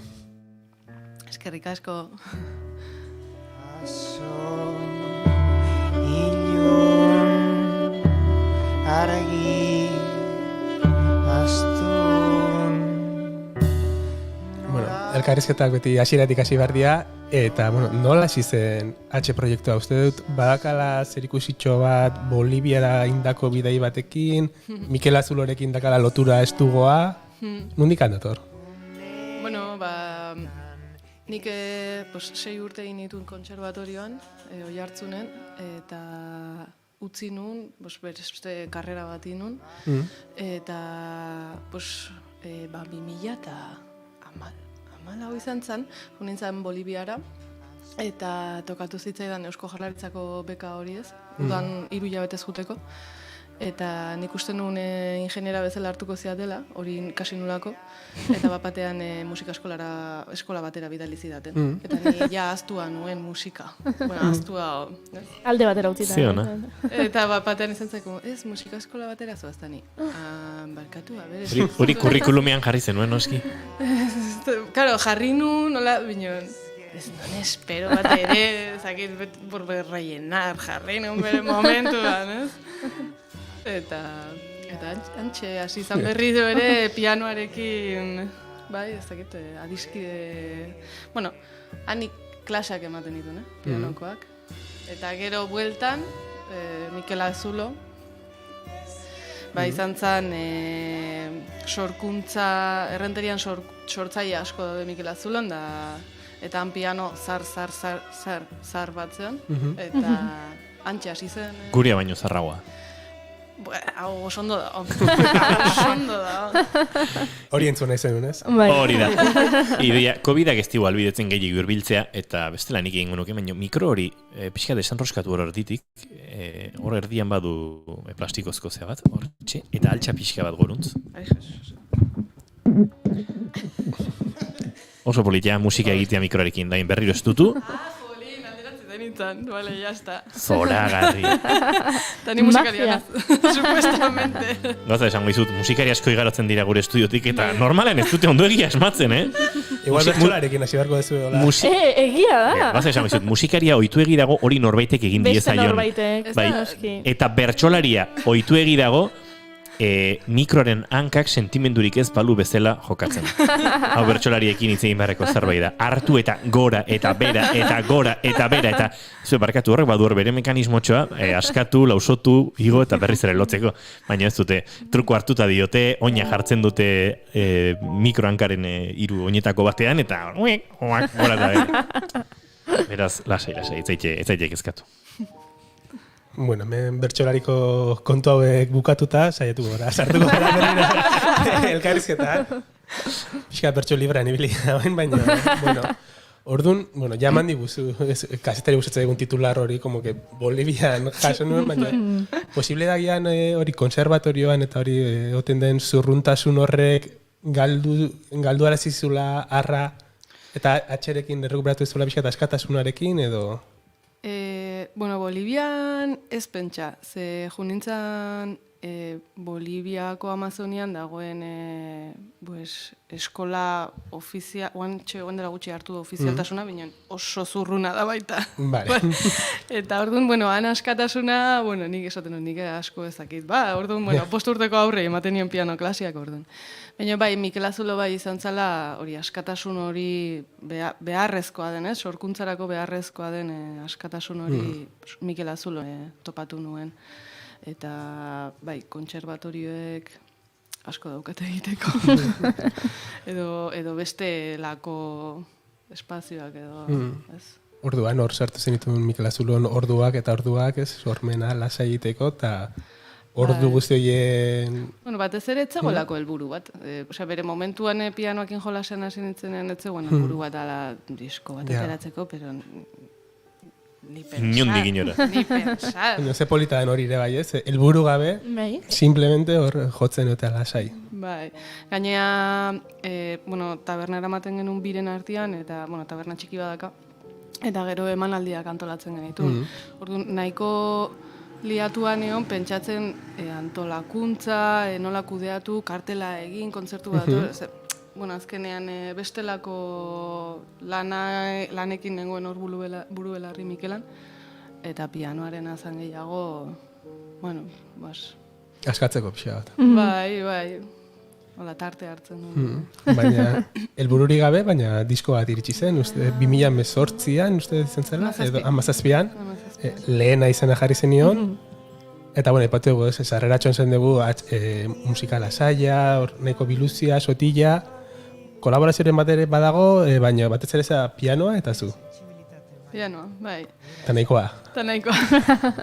Bai, kontua da, bueno, ezakite, oendikan teknika galdu nuen, orduan ikustet, hor zer ikusia izango du baita minimalismo horretan, eta gero justo garai horretan ere oso sakonen bilen, oso barrura begira. Eta bazkenian sartzen zeranean horrelako mundu batean, eta non detaile bakoitzak hainbesteko garrantzia hartzen duen, batean, bueno, isiltasunak garrantzia asko hartzen du, nota bakoitzak. Bueno, azkenean harmoniaz nuen oroitzen ezer, eta sortu nuen entzun da jotzen nuen ez. Eta gero hasi nintzen berriro ikasten. Eta, pues, soila edo bezakit kasualidadeak, bezakit, osea, gertatzen zaidanan eritzako da kasualidadeak direla, ez? Sorkuntzan eta indetela harrapatu, ez? Bai. Eta horrei jarraitu, ez? Une hori momentu hiek harrapatu, eta ni musikaria ez naiz, orduan ez dakit kanpotikan begira baino. bai ematen dula irudipena, pianoa dara justo barrera begiratzeko oso instrumento aproposa, ezta? Nebentza kanpotikan begira irudipen hori ematen du bakoitza bere munduan sartzeko bezala oso... Bai, zineak egin du bere lana hortan igual. Guazen mitoak eraustea. Eta bueno, esan dugu horiz, lehenengo diskoa hasieran pentsatu gabe etorri zela, hor aipatu dut kolaborazioaren bat badagola, justu Peru Galbatek agotxa jartzen du, eta bueno, iritsi zen momentu bat, hartu zen ura erabakia H talde bezala egituratzea, Peru aukeratu zen un taldekide bezala, horiek egiten zaie Jordana Ochoa biolinarekin eta Jarri Agirre bateriarekin. Zergatik ikusi zenun talde bilakatu nahi zenula zure proiektua? Bueno, nik uste momentu horretan hori igual duela 3 urte edo hasiko nintzen, pieza berriak sortzen, estetika pixkat, bueno, pianoarekin konposatzerakoan beste Jesus, nola esaten da conocimiento euskera? Jakintza batzuk. Ai, ama. Beste jakintza batzu nituen harmonia ikasia nun, harmonia modernoa, analisis ere ikasten nahi nintzen, analisi klasikoa. Eta, bueno, nun beharra beste era batera jotzeko pianoa, ez? Eta ikusten nun akompainamendua behartzuela, bera bakarrik ez zuela funtzionatzen. Eta ahotsa sartzarena zan gehiago figura melodikoa sartzarena, eta perkusioa adibidez sartzarena zan gehiago bazuelako erritmoa pianoko pieza horietan, ez? Bazegoelako erritmoa eta bueno, laguntzeko hori. Eta gero biolina izan zen, azkenean pianoa nahiko ritmikoa da eta bateria elkarrekin doaz, ahotsarekin batera zerbait lirikoagoa, biolina ondo kasatzen du eta gaina ezaguna laguna daukat Jordana lehendik, eta bueno, pixkat gehiago izan zen, momentu horretan sortzen dituen piezen beharra hori izan zala, ez? Eta bide hori hartu zuen, hauek animatu zian, ze hori, bueno, azkenean denbora, norberaren denbora libretirri, berda? Eta asko eskertzen ditut. Bueno, hor zaudete bidea egiten, ostiralen daukazu hurrengo kontzertua, Iruñan. Bai, Garaikide jaialdian. Eta ondo egokitu zinean bakarrik lan egitetik taldean lan egitera zen, nire naiz musikaria, baina badauzkat lagunak, nire lagun batzuk behaiek agian konposatzen dute, edo hasten dira letrak eta idazten etxetik, eta gero taldekidei bidali, eta taldekideek egiten dute, abesti horrekin zerbait super desberdina, eta igual lagun horiek komentatu izan didate, ostras, nire burun abestia etzan nolakoa, baina bidaz egin duten nire taldekideek beste instrumentuekin, eta bida nolakoa da, eta batzutan batzuik gustatzen zaie, eta beste kontrakoa, pila bat gustatzen zaie, zerbait guztiz berri egin dute, baina ez dakit, zemuzkoa da, hola... Bueno, nik ez nuen kontraturik egin, baina esan nien nik naukala boterea. Oso ondo. Bueno, ni lehendikan ibili... Nola egiten da hori, oia? Masterclass behar dugu, bai. Aurpegia horrela jarri, baina badakite beste movida askotan, kolektiboan ibiltzen naizela, ez? Eta hontan esan nien, bueno, nire pedrada da, nik zuzentzen dut, eta kolektiboan iteko, nahi bazute beste zerbait egiten dugu. Bai, nik uste dut, bueno, Mikel Azuloko fasea ere oso kolektiboa izan zen. Peru eta beste margolari batekin ere ingen unalako kolektibo bat, zu, ibili ginen ere kontzertuak ematen, eta bueno, azkenean dira beste prozesu batzuk, ez? Eta horre garrantzia dakana kolektiboan lan egiten dezunean da, azkenean bakoitzak bere puskatxua jartzen dula, eta horrek inporta duela gehiago, bukaeran atatzen dana baino, vamos a decir, ez? Eta nik kasu hontan super arginaekan nik nahi nula zuzendu, bueno, nahi nun jefa izan, eta hola, egia da gero, oso fleksibla naizela, baina, bueno, Jordanakin adibidez partitura dago, bai. Gero badira igual momentu batzuk, bueno, Jordana, lo que te apetezka, ez? Hola, nahizuna. Peruk adibidez igual gehiago eskatzen dit, bueno, igual nik nahiago etin ezakize, ez? Bueno, azkenean pixkat ikusten. Bueno, Peru Galbete badan horri batean dispersioaren erregea, ez? Badu hortik, bere sorkuntzan da bere bizitzan ere bai, ez da? Bai. dena ipatu duzu, bazenuela, ez, formakuntza ura, harmonia klasikotik, eta baliagarri egia izan zeizu? Bueno, a ber, teknika hor dago, eta memoria eskuetan hor dago. 6 urte hortarako, itokit.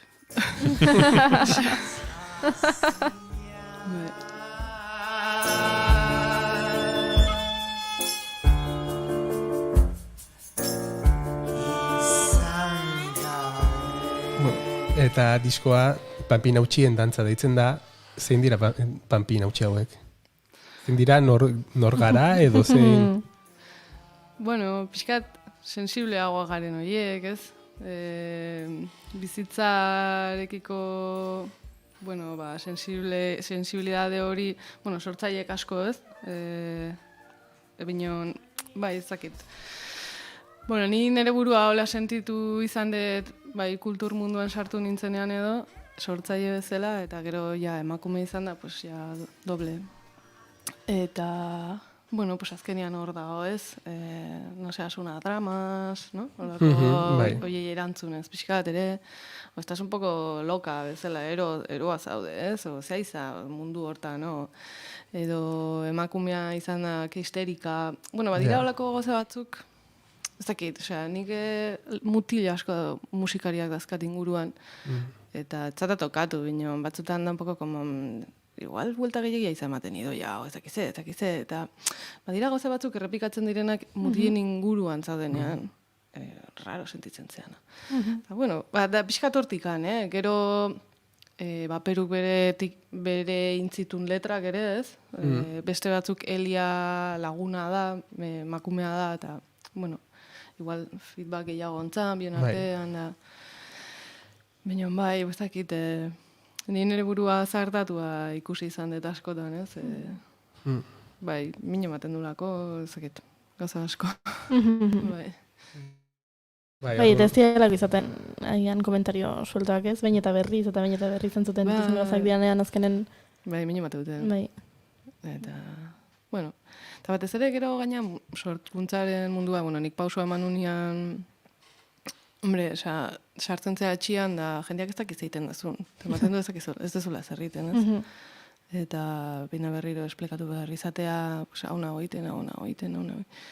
Eta bapatean Facebooken ikusten dutunean, iten naizela gauza, iten naizela, barkatu da makit urte asko. Iten, hauzuk noiz bait komentatu ezo? Ez da ikusten. Zer egiten duzu, pianoa jo, bai, baina, zer gehiago? Hori, bai, horre gontzan, zea bat, antzeslan bat edo, pianoaren inguruan, eta zer gehiago. Eta, hainbat sortzaileek ez, beti elkartopatu eta anekdota hori bazutelako aman komunean, eta ze egiten duzu zure, pianoa joan izan, eta zer gehiago, ez? Hori da lanaren, pianoa jotzea, musikaria izatea ez da lana. Bai, badago. Ez dugula diruri, binean. Lana, bai. Aizu, pianoa jotzen duen emakume honek pianoa jo beharko digu, ez? Zer gehiago, hemen ari da, pianoa lana eta zagize, presta zaitez lasai, badoa Idoia Hernandez, gure set akustiko erabidean, gure Hofner piano zahar erabidean, eta Antxe Laister izango dugu prest.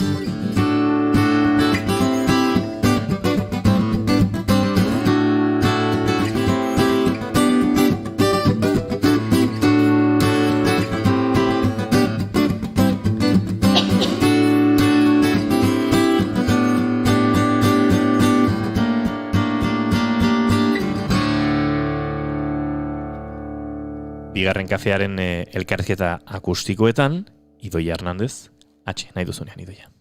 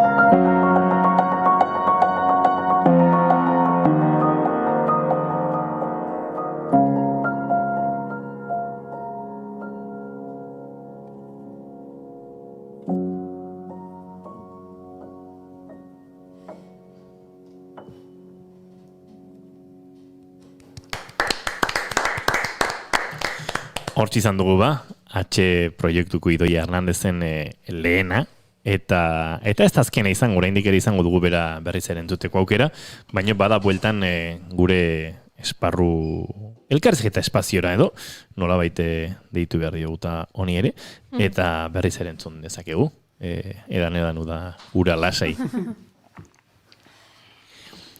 Benidoia, aipatu dugu lehen ere, egon dela ez, bakarkako proiektu batetik koralagoa den proiektu baterako saltoa, garbi geratu zaigun orka agintzen duen, horren ingunan ez dugu zalantzarik. Bueno, eta lanaren ikartzen dut. Sinisten dizut. Badao zerbait hor? Ez. Ni musikatik ari nintzen goiuri. Ez zaite ofenditu. Bueno, aipatu ditugu musikariak horrel gainetik eta baina guazen zehaztea. Idoia Hernandez, pianoan, zuzendaritza eta komposizioan da H-ko kidetako bat, baina arekin batera Ilargi Agirre baterian, Peru Galbetea hotsa eta gitarran, eta Jurdana otsoa bibolinean letrak aipatu dituzue. Elia Milanek, Peru Galbetek eta zuk zeuk Idoia egiten dituzue. Zuzenekoetan erabiltzen diren beste audio eta testuak ere badira, Xabier Erkiziaren kasua, soinuen mapan, Txakur Gorria, Histerian eta baita Virginia Despentesena, teoria kinkonen. Jantzitegian ere Marodi Argi duzue, diseinuan Miriam Ubanet, kanpo begirada esteniko bat ere badago, Iraia Eliasen eskutik, grabaketatan asketan Ander Fernandez aritu zen, eta gainera azken diskonen grabaketa azpeitiko musika bandaren entxeko gelan burutu zenuten.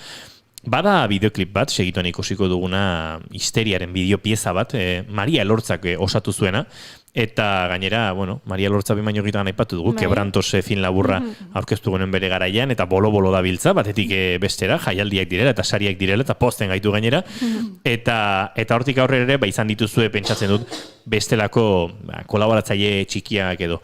Izen asko agiri dira hemen, proiektu oso personala da, baina proiektu personal hori, elkarbanatu eta behintzate lapiko hortan osagaiak botako dituen sukaldari asko ere aurkitu dituzu Idoia.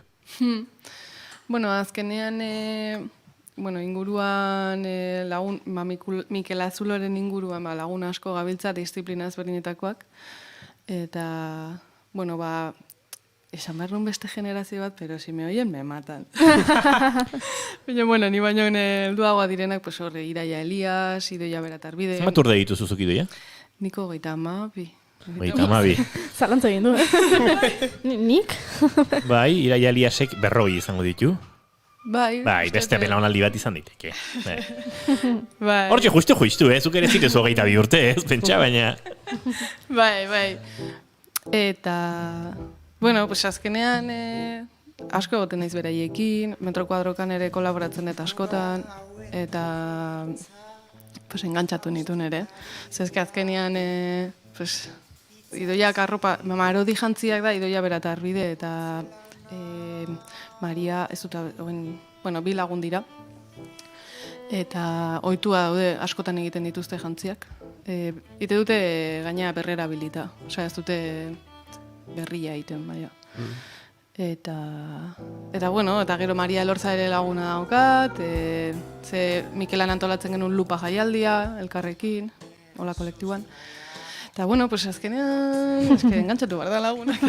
Bideopieza horrek, streaming bitartzen jarraitzen gaituztenek ikus dezaketen bideopieza horrek, badu batetik, H-ren nortasunetik, eta aldi berean Maria Elortzanetik. Biak oso agirien ikusten dira aukera estetikoan, ez? Bai, oso ondo ulertu zuen, oso ondo ulertzen gea Maria eta biok, eta bai, segituan harrapatu zuen, hitza bakarri zegoen, Histeria, eta ez dakit, visualki ere enkajatzen dugu, nik miresten dut pila bat Maria, eta bai, ez dakit, bai, no sé. Analogikoan, Super 8. Bai, Super 8an, Super 8an. Hor hartzunen grabatu genitun, irudiak. Horre ere, tela izan pixka, porque gu ginen aktoreak. Imer genuen, orduan egin genuen alako jolas bat, nik aizkoran ekan, Peruk zakan telefono bat, Ilargi zakan ispilu bat, Jurdanak zakan olako telazko soka luze bat, eta horren atzerikan Mariak pertsonai batzuk asmatu zituen, eta nire nintzen un poco la loca, Peru zan hola elegantea, eta, bueno, azkenean pertsonei batzuk pentsatu genituen, ez? Jordana zen arma. Eta horrik pixka lagundu zigun gero, pues, kamara aurrean lasaiago ibiltzeko. Collage bat, indez, Bai. Eta da Elia Millan. Gorroto guztia, guztion odola. Utzi da zue jolasten, zuen galeran. Utzi, denon ondamendian. Utzi jolasean.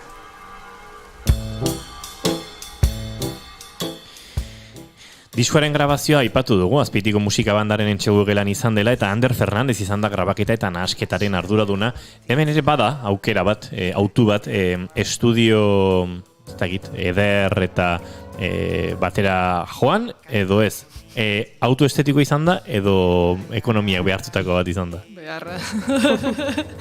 Eski, bai. Baina horrek ere erakusten du, ez? Gaur egun, eta topiko xamarra dirudi, baina entxegu lokal batean eta zer egiten ari den pertsona baten laguntzarekin sortu daitekela horrelako atmosfera sonoro eder bat, ikaragarrizko gaitasun ekonomiko eta estudio erraldoitan sartu gabe. Oso ondo daudela, estudio zoragarria daude Euskal Herrian eta ederrak dira, baina bestela ere lortu daitekela. Ez dakit, emaitza entzun eta uste dut badela, sortu nahi zenuten hori, eta badagoela espazioa, badago haizea, badago tokia, badago minimalismoa, gauza asko elkartzen dira hor, eta hori lortu duzu, ez? Bai, bueno, ni super gustora, ni naiz aditua soinuakin, hortarako Ander, ez? Zegoen da, eta naiz ere oso sibarita, ni bestelako frikik eritan ibiltzen naiz, kesi harmonia gora, harmonia bera, ez bi ahots hauek, bueno, olako gauzei kriston garrantzia ematen diot, eta gero igual askotan soinua ezain beste, eta, bueno, pues, eta, bueno, Ander hortzeon, espazioaren soinua ondo zeon, eta, bai, eske nik uste dut gaina teknologiakin, zer gauzen daitekela, ez? Eske, ez dakit, bueno, edo zer ez dakite. Baina jendeak, mikro batzuk lortzea, bueno, kasu honetan justo Azpeitiko zeakoak utzi ziguten, San Agustinokoak utzi ziguten mikroak. Hori izan lehenengo arazoak bateriarentzat. Eta gero ja espazioa, eta, bueno, eske eman ziguten beka, histeria bideoklipa sortzeko, eta, pues, aprobetxatuz. Eta nun grabatu daiteke, eta, txaloak ematen dani. Dani atzetikan. Eta aitorro esaten zan, hemen idoia ondo entzuten da, Dani. Bai. Zuk alabadio zu, ez da? Diskoaren azala, lehena diskoaren azala zuk egin zenun. Bai. Bigarren diskonena ere zuk egin duzu? Bai. Bueno, da, izan zen, zea sortzerakoan, histeria sortzerakoan, ingenetun super zortziko diapositibak eta bestelako diapositiba batzuk analogikoak raiatu, margotu, pixkat hortikan ideiaz. Eta, klaro, material pila bat zeon. Eta etzan dana bideoklipean erabili, eta horre biliginen raiatzen eta Elia, Maria eta Iruak ondu ginen egonaldia egiten Dinamon. Eta hortzegoen material hortatik hartu nun, inun collage bat, eta, bueno, collage bat kapapila bat, ezekize, eta hori edatea zen. Zure aurpegia da, ez? Lehenengo hola gehien ikusten dana... Bai, bueno, egia da, bai. Bai, bueno, baina berez beste iruak ere ikusten dira. Bai, ikusten dira, bizkat, bai. Bizkat ez ikusten dira. Ez ikusten dira, bai. Ere asmoa zen igual ikustea, baina, klaro, azkenean ja, damak izkizu ezakitzen bategun portada egiten, eta ja ez dakizu ikusten da, ez da ikusten nerea gehiago, bestia gehiago, ez da, ja ez dakit. Eta hola xe. Beno, asko gustatzen zaigu azala, zalantzarik gabe, hor ikusten ari da streaming bitartez ere, horne bilen nire bila, eta galdera primeran etorri zaitez. Horrela, amaitu dut, pantailan erakutsi alizateko lan hori, baina entzun nahi zaitugu bigarren kantu bat jotzen pianoan. Bale, joko etena, bueno, kontua da, bigarren diskoko Pampinautxien dantza, ezkezin ditut bakarrik jo, porque daude sortuta o komposituta laurentzat. Eta guain nabil justo dantza konpainia batentzat musika sortzen ikuskizunerako. Eta, bueno, nahiko berde dago kantua, gaina kantatiten dut ez nago ohituta. Orduan, bueno, A ber nola tetzen da. Bueno, zoaz lasai eta zer esango dizugu bigarren kafearen elkarrizketa akustikoetan, bigarren kafearen laborategian esperimentuak egiteko joerak ere baditugu. Improvisazioa gustatzen zaigu.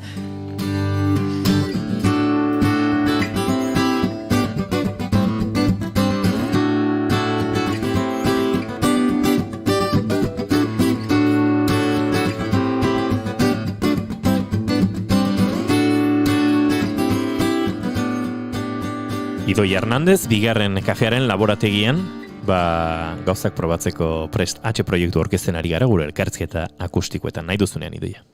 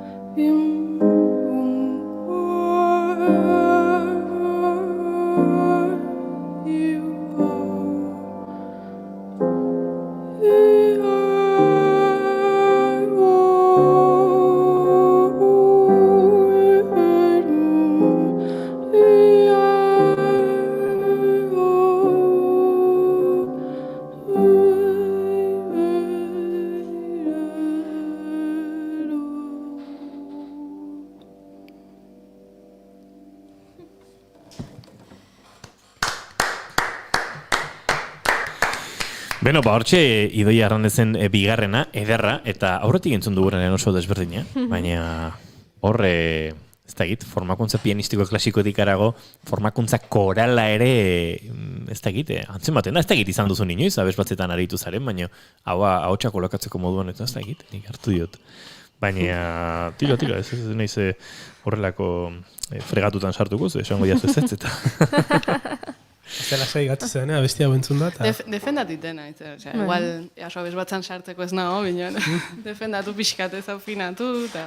Bai, ez baino, ahotsaren kolorea eta kantatzeko modua, nahi asko gustatu zait. Bai. No ze gogora hazi diten, baina bat zegoen zerbait hori, wow, ze politia, ze klimatiko izan den. Beno, bazken minutu eta murgiltzen ari gara, eta hirugarren kantutxo logor bat entzun nahi balin badugu, sarraskiari heldu behar diogu horrela dira batean.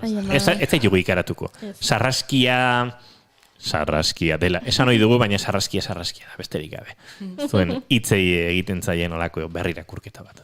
Hoi da, orduan guk irakurri dugu, eta hau zuen hitzetan aipatuko dut, gizarteak emakumeengan ezarritako mugek suntsitzeko ahalmena duen sormenezko ekintza bat dela bigarren disko hau. Feminitatari lotutako hitzak historikoki duten edukia ustu eta askatasunarekin lotura duten edozein keinu hitz edota sentimenduekin bete. Orduan, hau irakurrita esan dut, bueno, hartu behar ditut hemen letrak eta ze ateratzen dugun hemendik. Eta asko gustatu zait, adibidez, dama, ez dakit nola ditzen diozun abesti honi, badaukalako hitz jokoa dama eta dramaren artean, eta honako esaldi asko gustatu zait. Biziminak ukatu behar direla diote, aldiz poza, pozez, pozik, konstante. Zoriontasunaren diktaduran bizi gara, pixkat Mr. Wonderful eta coach emozionalen eta mundu horretan, beti pozik. Total. Bai, eta horre ere sartzen da itxurarena, ez? Binon, bai, dana bat da.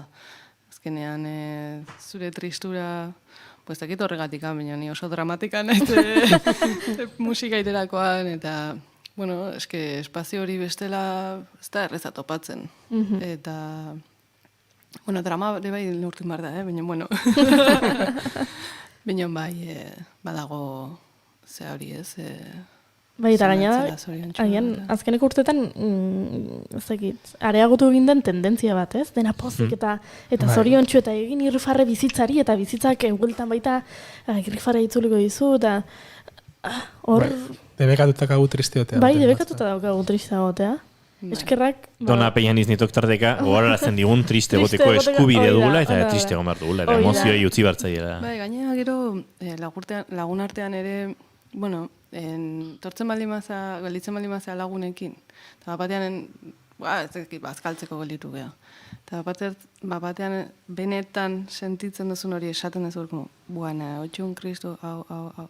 Eta repente da, como, eta nola euldu, nola lagun horre, igual esterik gabe da, bueno, gaurna hola, ez? Esan egin nahi duz ezer behar bueltan.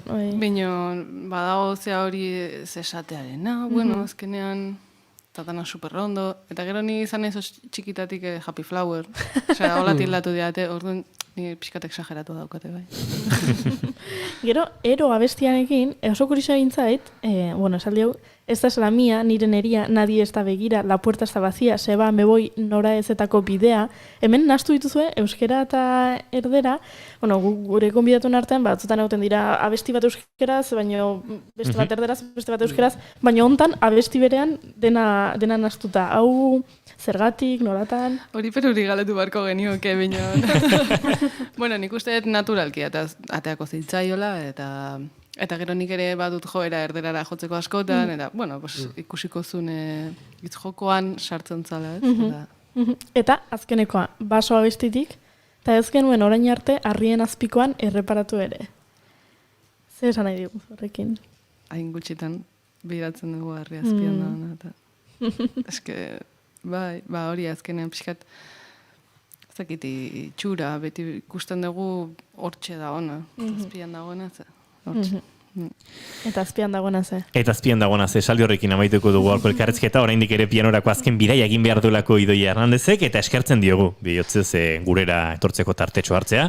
Mila esker, eta agurtutzat emango ditugu entzuleak, baita lankideak ere, eta zoaz pianora lasai. Gerrik asko. Zuri.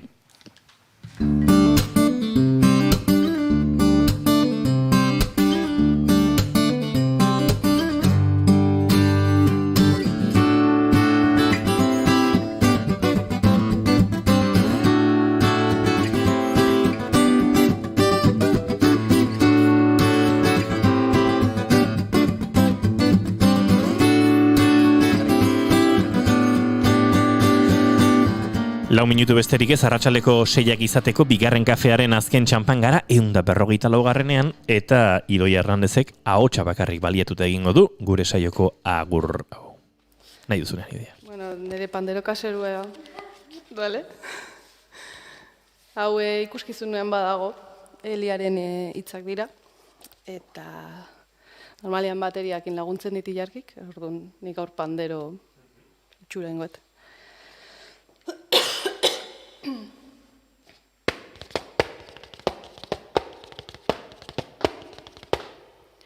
Ilarrira joan izan naiz, batzuetan zu bisitatzera. Ilarrira joan izan naiz, batzuetan zu bisitatzera. Familiko inork ez daki,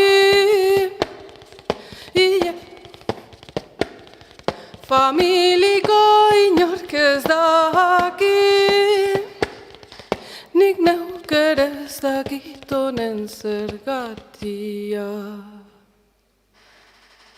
Orduan sentitzen naiz, sendiko norbaitekin, benetan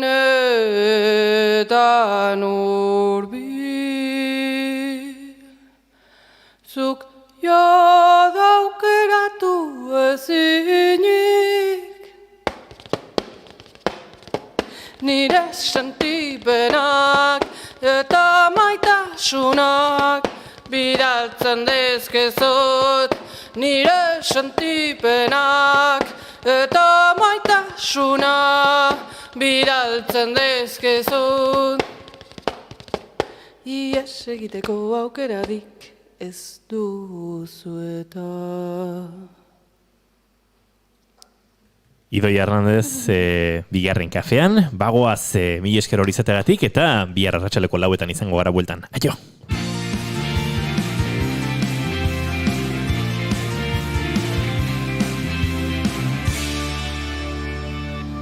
Keep calm and bigarren kafea.